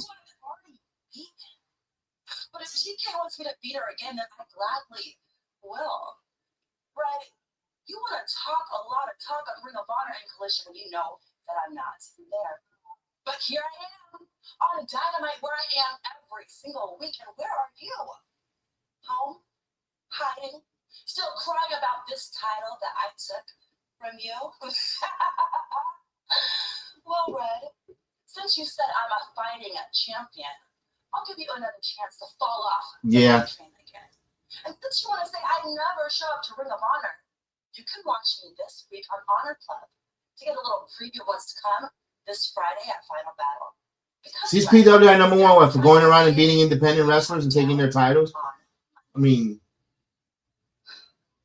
if anything, it should have been Toni Storm. She's carrying that whole company. Friday night, watch ROH.com, ROHGIS.com. But fans, with 11 nights ago, Full Gear presented by DC, FTR, made history, becoming AEW World Tag Team Champions for a third time. The Bang Bang game. Prior to that, the Bang Bang game came up with a very interesting result. Let's take a look. For a third time in all Elite Wrestling, FTR. Tony got bumped to 4 and 5. So who did come in? Who did come number 2? Came out number 2. Yeah, Io Sky's had a hell of a run. I mean, what, Stephanie Becerra? I don't even think Stephanie Becerra belongs to be number one either.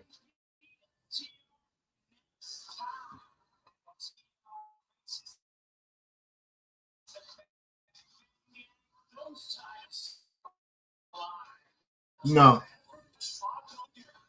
Oh, they mentioned White's name. He's still alive?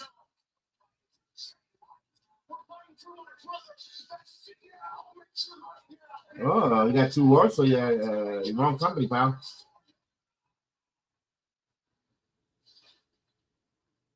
Tonight is the greatest night of my life. Why? Because FTR are the AEW World Tag Team Champions. But I need to address what happened last Saturday on Collision. The greatest tag team of all time were having a celebration, but they were interrupted by Austin Gunn and Juice Robinson. But the worst part about it all is we still got 2 matches. Why are we doing this? Austin Gunn and Jay White. So look, let me get this straight.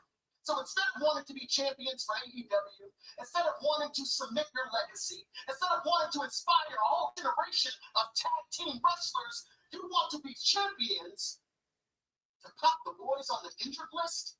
How pathetic. Us Juice, you talking about how you were the last team to beat FTR, but make no mistake, that is the last time you will beat FTR. When it matters, you will not get the job done. Austin, who was it that ended your AEW World Tag Team title reign? I can't remember. Oh, it was us. And Juice, you said you don't care if it takes an hour. 15 minutes in, you couldn't get the job done. And still, when it comes down to it, you were always going to be Billy's boy and Mr. Storm. Juice Robinson, have you ever been anything more than a walk behind her? I've known your whole career. In your whole career, all you've been is a bad carrier. Now you're the leader of the group. And this position of power has gone to your head. And you decided, hey, I'm as good as the big dogs. I'm as good as the World Tag Team Champions. Well, good luck with that. And also for you, huh?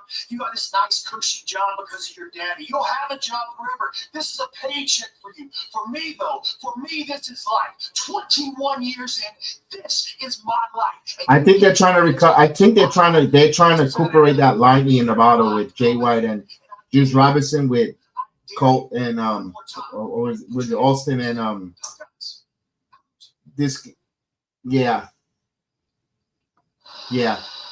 I think they could. Those Billy Gunn's kids are very underrated. Their biggest mistake, and I don't blame the dad for taking them into AEW to make a lot of money because they're probably getting paid really well, but they would have benefited them. They've gone to the Performance Center. I think they would have been monster tag team in WWE. Although I can see why his dad had a little bit of a concern. They don't do tag team well in WWE, so I can see why his father didn't let him go to work over there. I can understand him. Who's that? No, I don't think so. That's I met JF's wife, but I don't know who she. I don't know. This should be a quick match. I don't think this is going to be a long. This under 8 minutes. Dark Order shouldn't get no more than 8 minutes.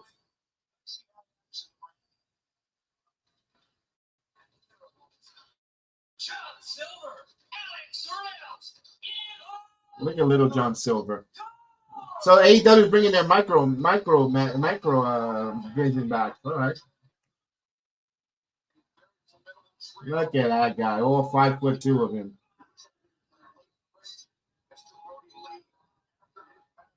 Oh God.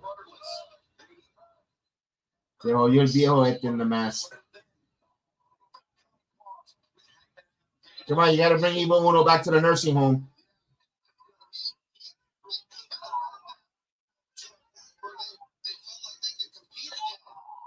Say again?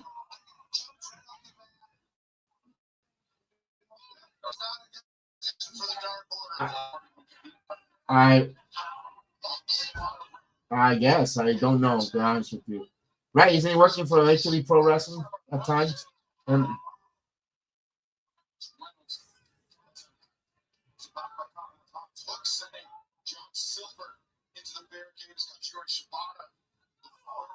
Oh, well, they got a guy here for Hook. He'll look strong against John Silver. Here we go. Look at little John Silver go. Look at that little guy go. I got a little guy with those kicks. Come on, little guy. Hey, little guy. There we go.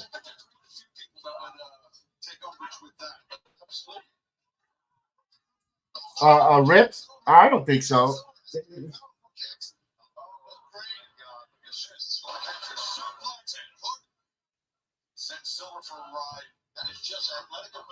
Powerhouse Hobbs. Damn, he's just awesome.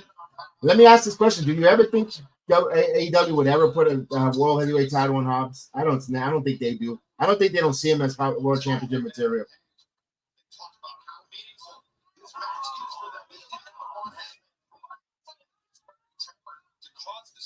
I kind of would like to see it, to be honest with you, something different.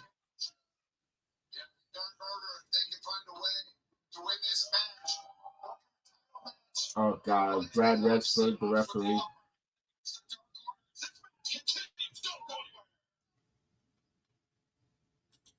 Who? Oh, really? Oh, I didn't know that.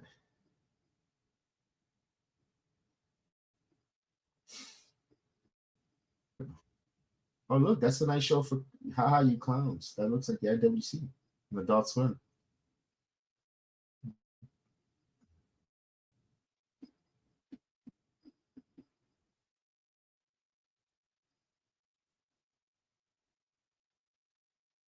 What group? You're on Hardcore Sports?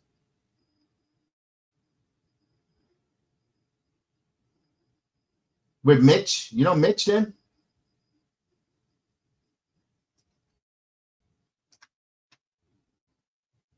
So what with Earl Cole? They broke away from Earl Cole? The wrestling experience, Earl Cole? He's not doing no more watch along. He's part of it. He was partnered with Mitch. They used to do the watch along and stuff, and they don't. They asked me if they wanted to collaborate with them, work with them. I said no, because I'm not going to share my property, my Jedi network with them back and forth. If I'm not, I worked extremely hard for that. I tell them no. Yeah.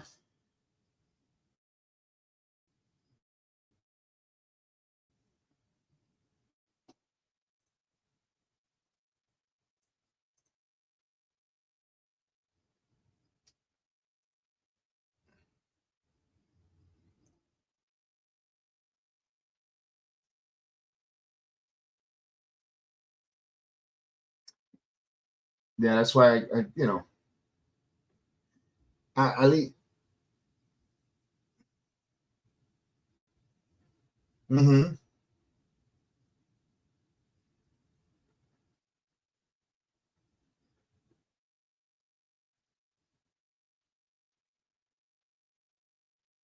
Yeah, because it's hard for people to really see it because especially the time difference.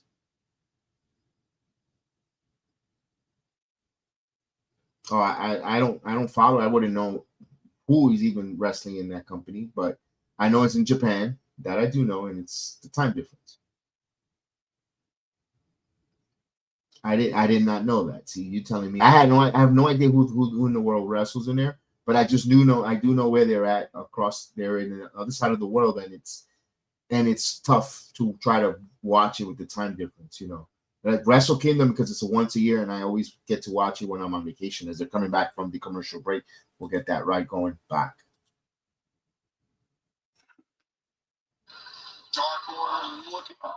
Look at John Silver, nice suplex. Because I think someday Hobbs will get the world title. Let's hope.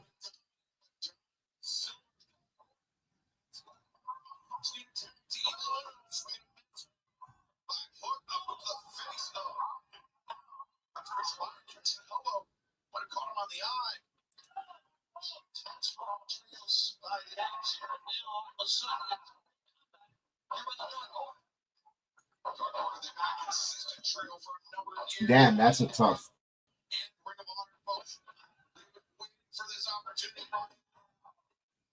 Evo Uno. All right. Evo Uno, look at this. Double DDT. Uh-oh. Uh-oh. Oh, you want to go for the chops to Hobbs?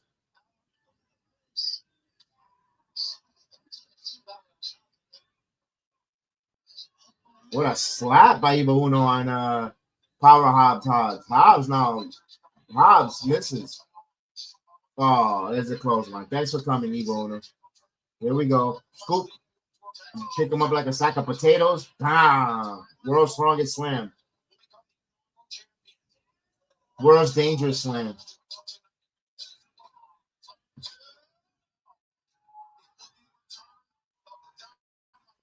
Oh, they're doing the big diamond ring.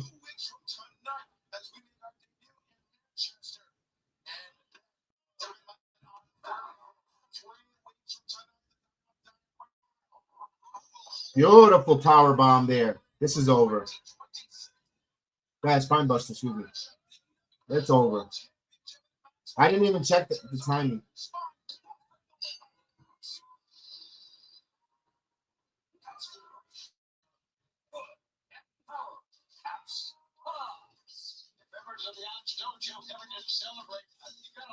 Something's happening. Here's the Hangman. Ciabatta bread. He gets a punch. Power botch gets one in the freaking head. Another one. Nope. Oh my God.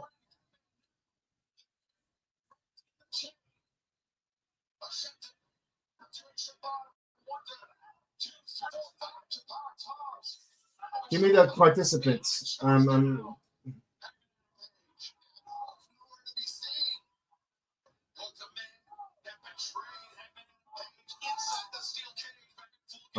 You know what? Now they're thinking Swerve. They're calling for Swerve. Oh, he hit his own man. I don't think Swerve is there. I don't think so. Oh, bottle. He didn't break it.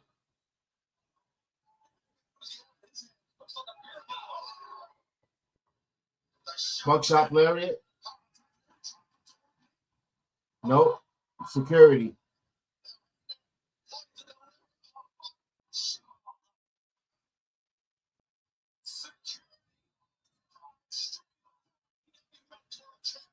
Oh, now he's beating up security. Take that for your troubles.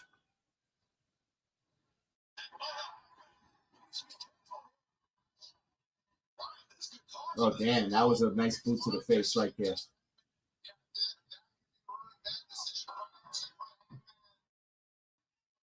All right, he did his buckshot on the security guards. All right. Somebody was going to get buckshot lariat.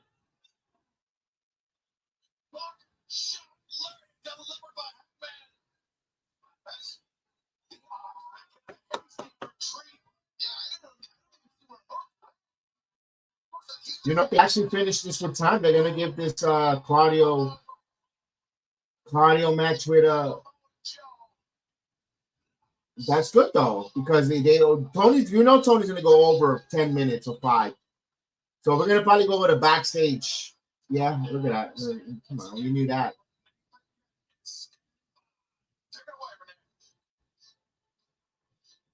Okay. Is it safe to assume that the Young Bucks will not be joining the Don Callis family anytime soon? I'm tired of answering negative questions for you. Why are you so negative all the time?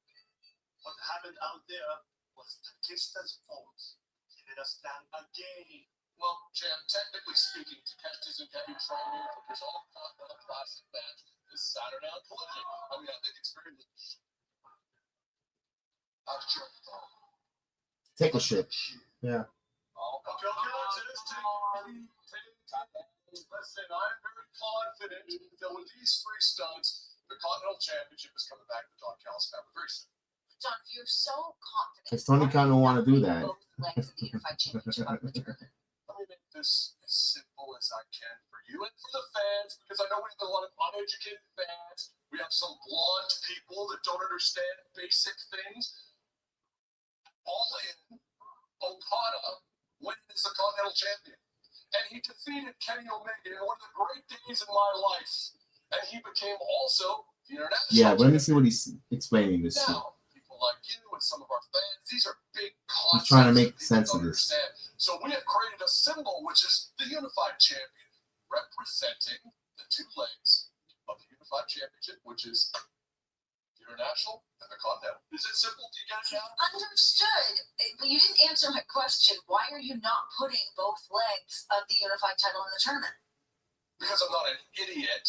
And I don't do things just to be charitable. I don't make risky bets. Why would I put the international championship on the line? I like that. Unless I had to. That's what a degenerate gambler like Nick Jackson does. But regardless, with me on 6 points, Takeshita on 3, Okada on 3, we are guaranteed to be bringing home the Continental Championship at the end of this Continental Classic. No. I feel good. I feel good hearing you say those words. It makes me so happy. The international title is not going anywhere. It's staying right here on that shoulder. Right here. Love it.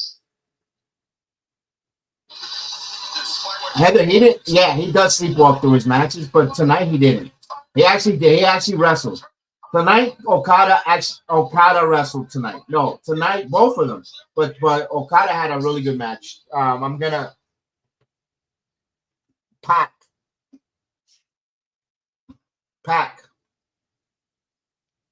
The bastard Pack.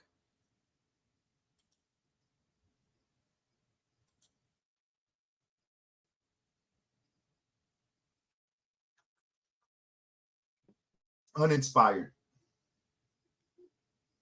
He wrestled and he moved like he was uninspired. Like he was there just for one match and it was for his Omega match and that's it. He did this year.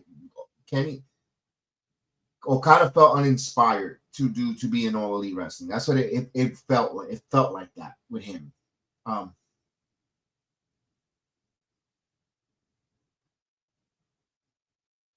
Yeah, but he got paid a lot of money to come just for that match. He got what he wanted. Tony Khan got what he wanted, his match on U.S. soil.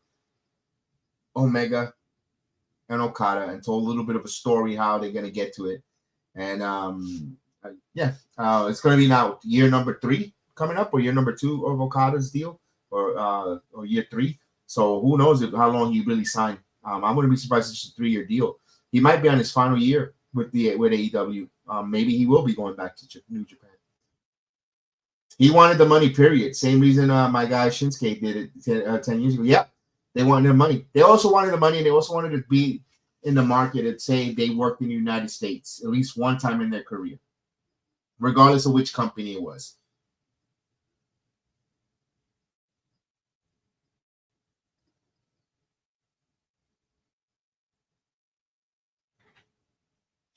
To come into AEW, you felt he lowered himself? No, I'm asking.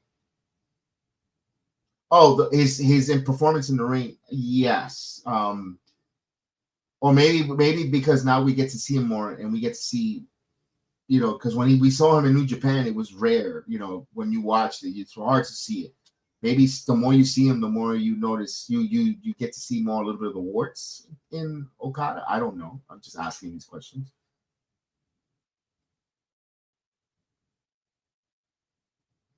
Because he hasn't really translated to the American audience this big deal that he was in New Japan. The aura of Okada took a big, massive hit coming to the United States.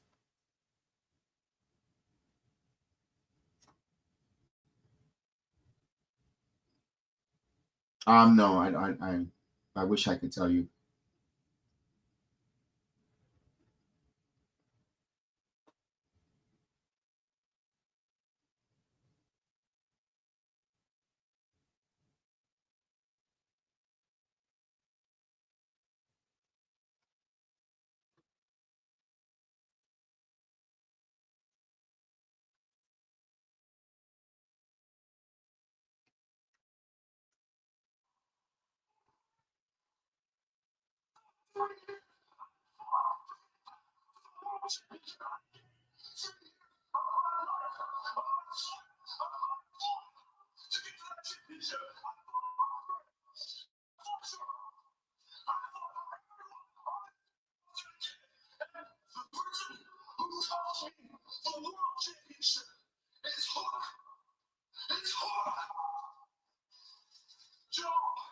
All right, Clement is running a spirit promo in the back.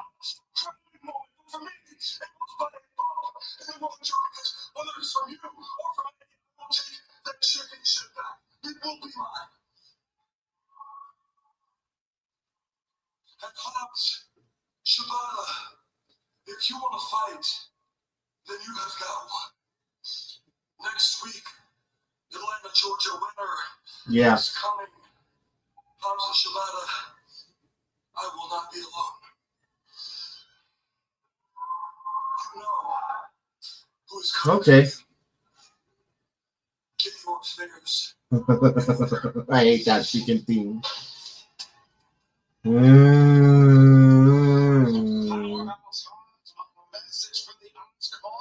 All right. Here's your main event. Sponsored by MaxiPad. When you bleed all the time, put a MaxiPad on it. Your official sponsor, John Moxley. I have no idea. I have no idea what the hell this is.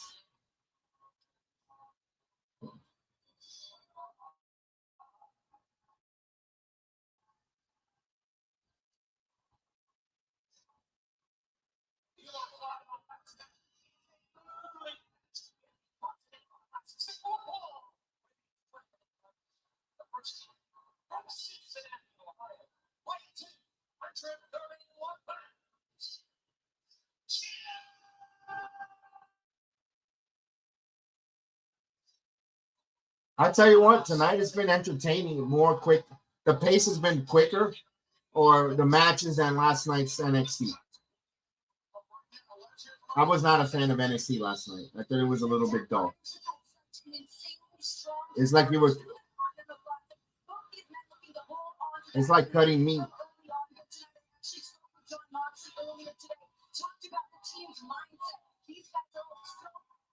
Was it over breakfast or before breakfast? So you brush.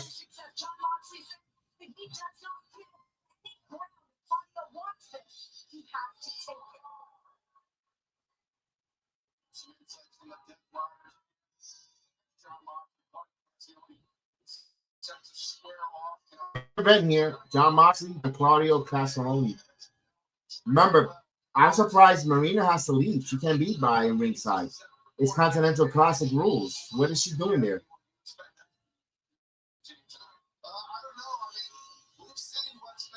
Yeah, NXT wasn't really that my favorite last night, and I like NXT, but the last few weeks, yeah, it wasn't so great. It's like I have to question both Shawn and Triple H. They feel like they're mailing it in. Like, what's going on? It kind of feels like it. It feels like he's gonna win it, dude. It does.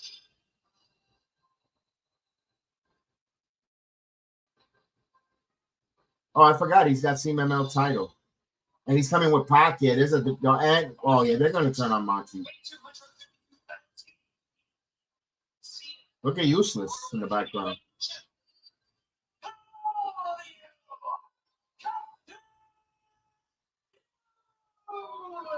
Yeah, but we always think it's like they don't. Are they going to pull the trigger? Everybody's waiting for them to pull the trigger. The same thing we're waiting for Saria to turn on Sol Ruka. Do they pull the trigger? Do they pull the trigger? It's like, what are we waiting for?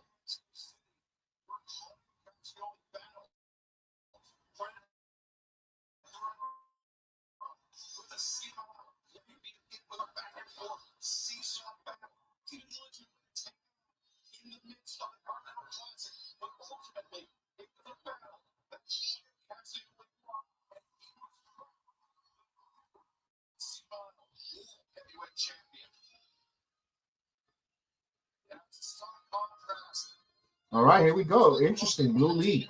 And they're going to start this with 6 minutes. So you know they're going to get the full. They're going to go 17. So it's going to finish 10-15.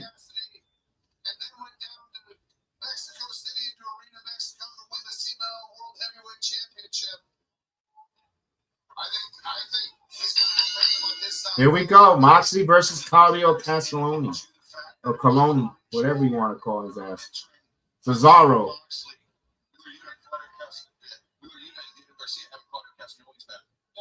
Oh, here we go with this. These guys are members of the Death Riders.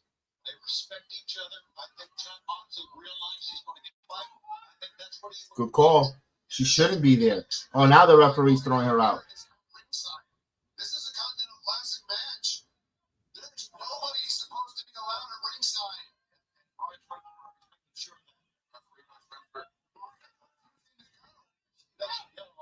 Costly for John Moxley. I wonder if she's frustrated because of what happened in that tag team tournament match. I think so.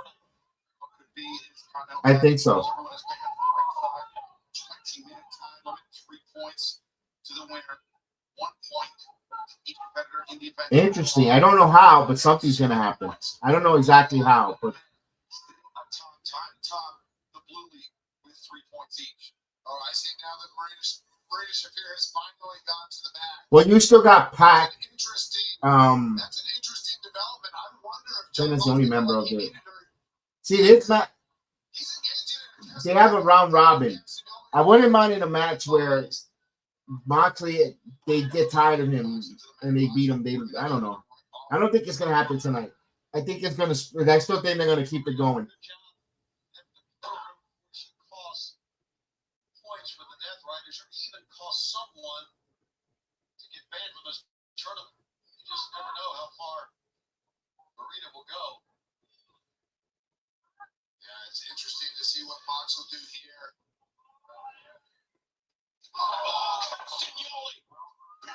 I think the Death Riders could have continued to work, and Moxley just after losing in July just would have went away for 2 months and then come back. And then like, oh, Moxley's back with that, but That's what we're seeing right now. Yeah, and I mean, like when I was in the Blackpool Combat Club with these two men, we trained hard and when we fought each other hard. We didn't pull any punches. And I expect the same thing from these two men here. That's look forward to these two guys beating the crap out of each other, honestly. Moxley battering the chest and the jaw of ℜ𝔞𝔦𝔫, Moxley's emissary of violence, as he calls him, in the Death Riders. good right hand by Moxley. Moxley unloading on cardio in the corner. Into a slugfest here. Heather wants to see him get the European uppercut until next week, but here's a thumb in the eye.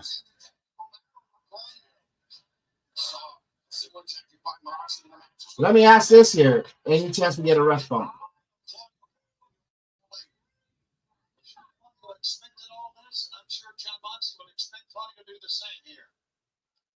Control the wrist by Moxley, trying to bring Castelli down with the separation of fingers and arm event of the Blue League battle in the 2025 between the Death Riders continues. Don't go anywhere. They're taking a picture-in-picture break. See, at least they give you picture. This is all thing I got it. Other than the Don Callis tonight going in a commercial in the middle of his right where he was about to begin his promo. Other than that, I gotta give them credit. They give you the picture-in-picture while they break. WWE goes too much in the commercials, even on Netflix, and you miss, especially in a good high spot. I gotta give AEW a little bit of credit and their network for allowing it.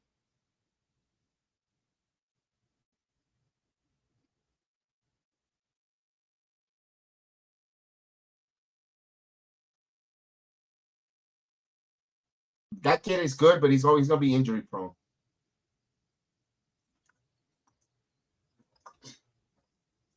He probably brushed his teeth a little too hard. Between him and Anthony Davis, those guys, they're the walking wounded.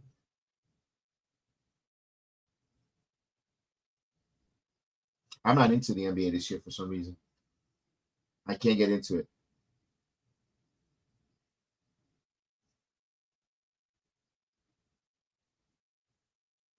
Back strain? Yeah, he's not gonna be. Yeah, his back. Yeah.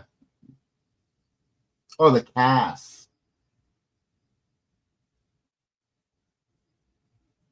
If he has soft tissue injuries, it's gonna nag him for the rest of his career. Forget it. Yep.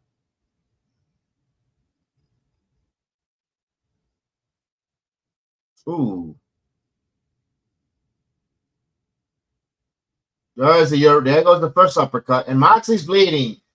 Get him a maxi pad because he is bleeding already. Jesus Christ.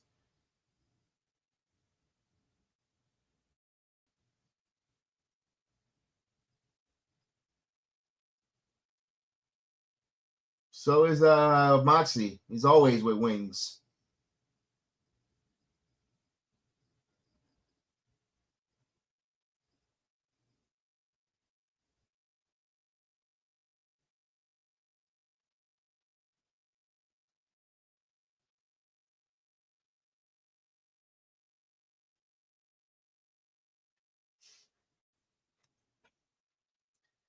Doesn't his wife get worried? Like if I'm Renee Paquette, I'll be worried. I have a young daughter with him getting cut all the time with the hepatitis and all the other diseases out there, and then with it getting cut and getting in the bloodstream. I mean, Jesus Christ! I'm like, enough, bro.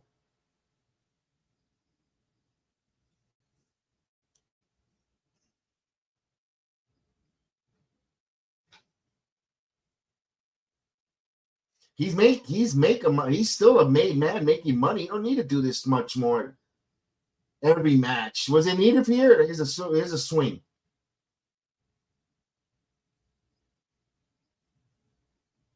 Look at that. Even Resberg is going to be. Look at that. Look at Resberg. He's even feeling the effect of the swing. He's getting. Oh yeah, it's into a sharpshooter. I like that transition.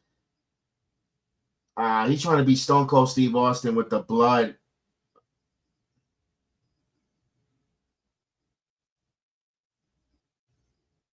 They're trying to recreate the Stone Cold Steve Austin the bloody against Bret the Hitman Hart.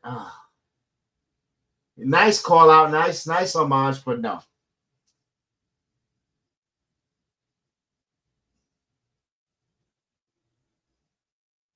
Got the crossface. Now that's the thing. I guess they want to make Moxley tap out and quit because he's a quitter. He's a tap out artist. He always taps out. He's got a nice crossface on him there.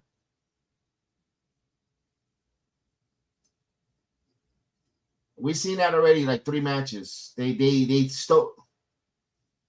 Yeah. Is Claudio bleeding, or is that the blood of Moxie on his forehead? Okay. He's got the old-fashioned sleeper hold, the Adrian Adonis style.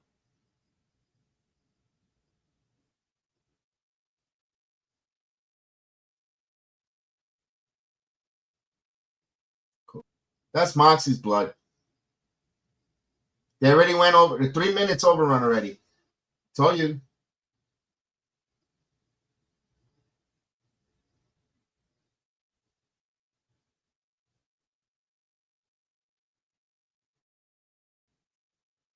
All right, go. Strong style fight in the middle of the ring here. Oh, here we go. Back and forth, strong style. Moxie with some punches, letting some hands loose. European uppercut.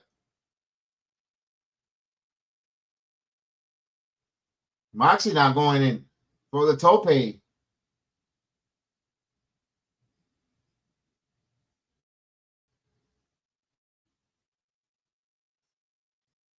Dude, there's always like, Jesus Christ.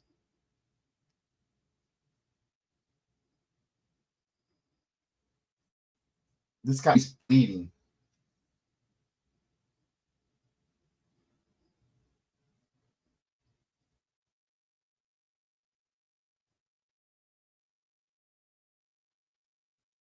Backslide. 1, 2. Claudio. Oh, cutter.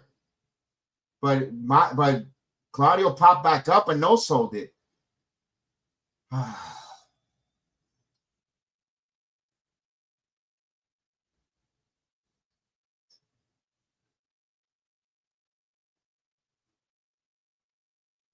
10 minutes remain, halfway through the match.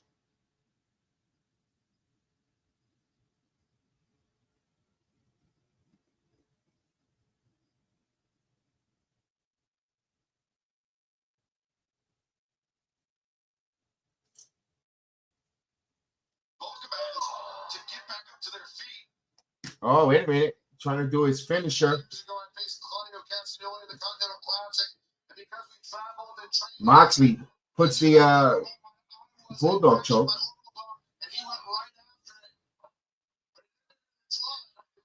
Oh, he's gonna do trying to do his own move, the cardio move. No. Backside 1, 2, so, nope. Another swing. What are we gonna do here? Oh, Boston Crab. No, roll over. 1, 2.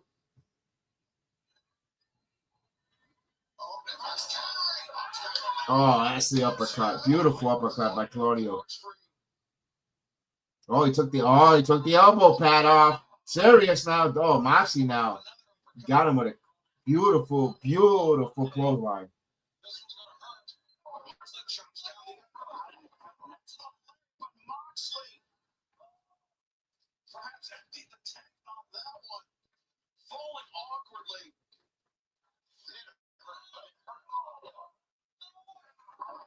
This computer's doing crazy stuff. The problem in a match like this is with these guys training together so much, they know all each other's moves, they know all each other's counters. Curve stop. He didn't learn from his curve stop. He's not learning from his mistake.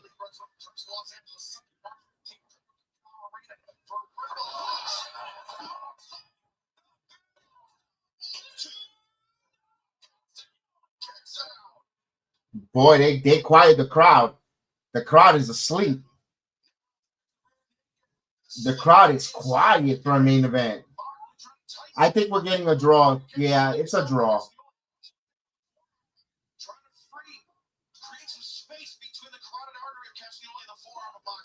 Bro, I never seen a main event so quiet.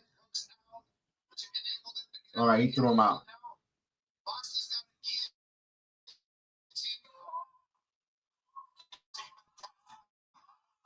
I think the crowd is waiting in silence to see if they're going to get Moxley the Death Rider. They're more anticipating the finish to see what happens afterwards.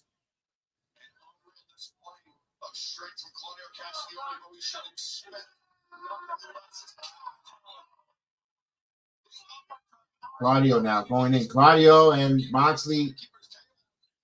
Okay.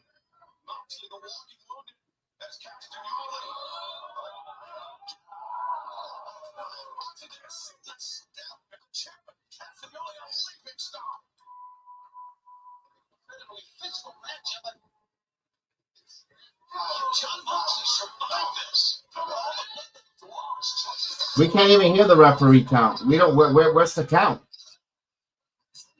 How do we know? We didn't even hear the referee count. That's a clothesline.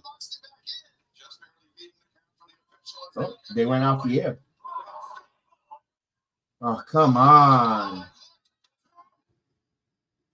I thought they were going off the air. Now they're back on. Here we go. Production issues. Don't tell me.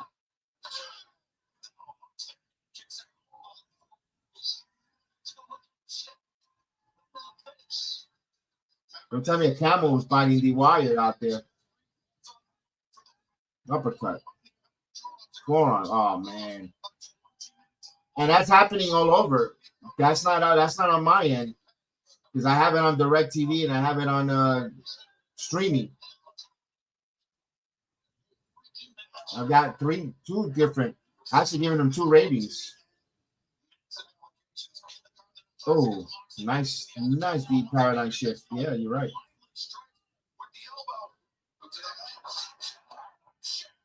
Okay. Yeah, it's production, right? Damn, and I was giving them credit tonight. I mean, they can't help themselves.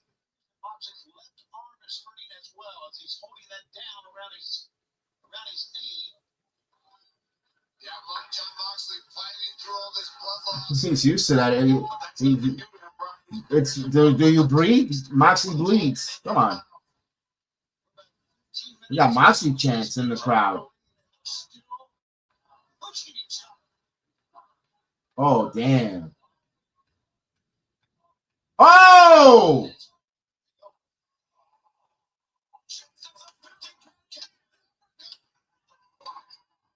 Oh, okay. I didn't expect that either.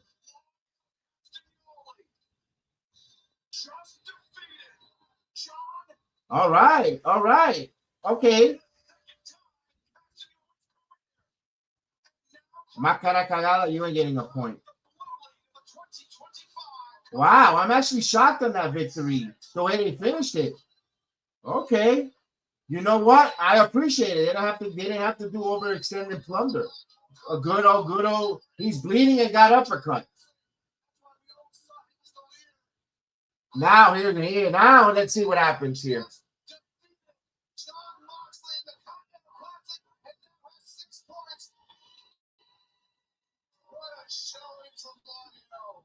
What does this mean for Jon Moxley?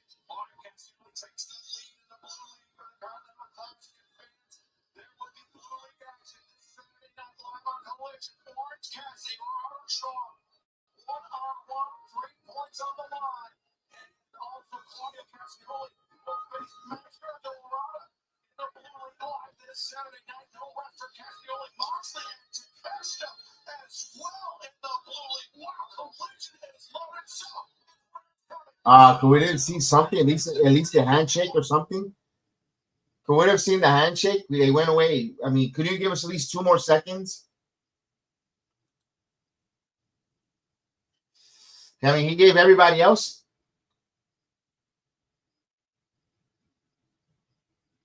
Oh, okay. All right.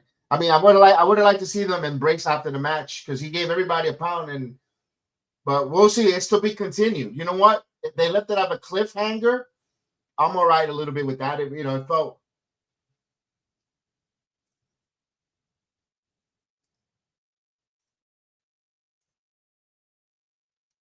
Well, we'll find out on that. If you guys want to watch that, good luck because I'll be doing Deadline. But this is you know what?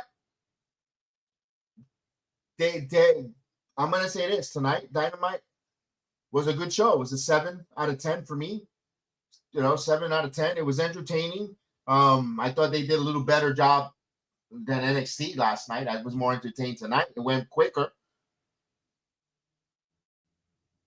No, NXT wasn't that putrid. I could have said maybe a 6, 5.5 last night because I was like, but good show tonight. It was a good show. You know what? I like that they gave us something different because everyone and their mother thought this was going to end in a draw. 1-point draw piece, but they actually rewarded Claudio with the win on Jon Moxley, and Jon Moxley is second in the division.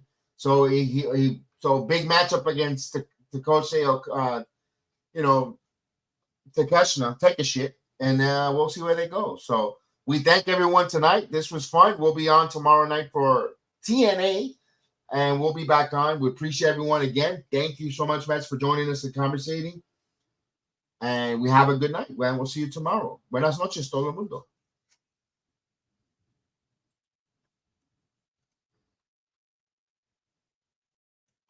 Have a good night, guys. Represento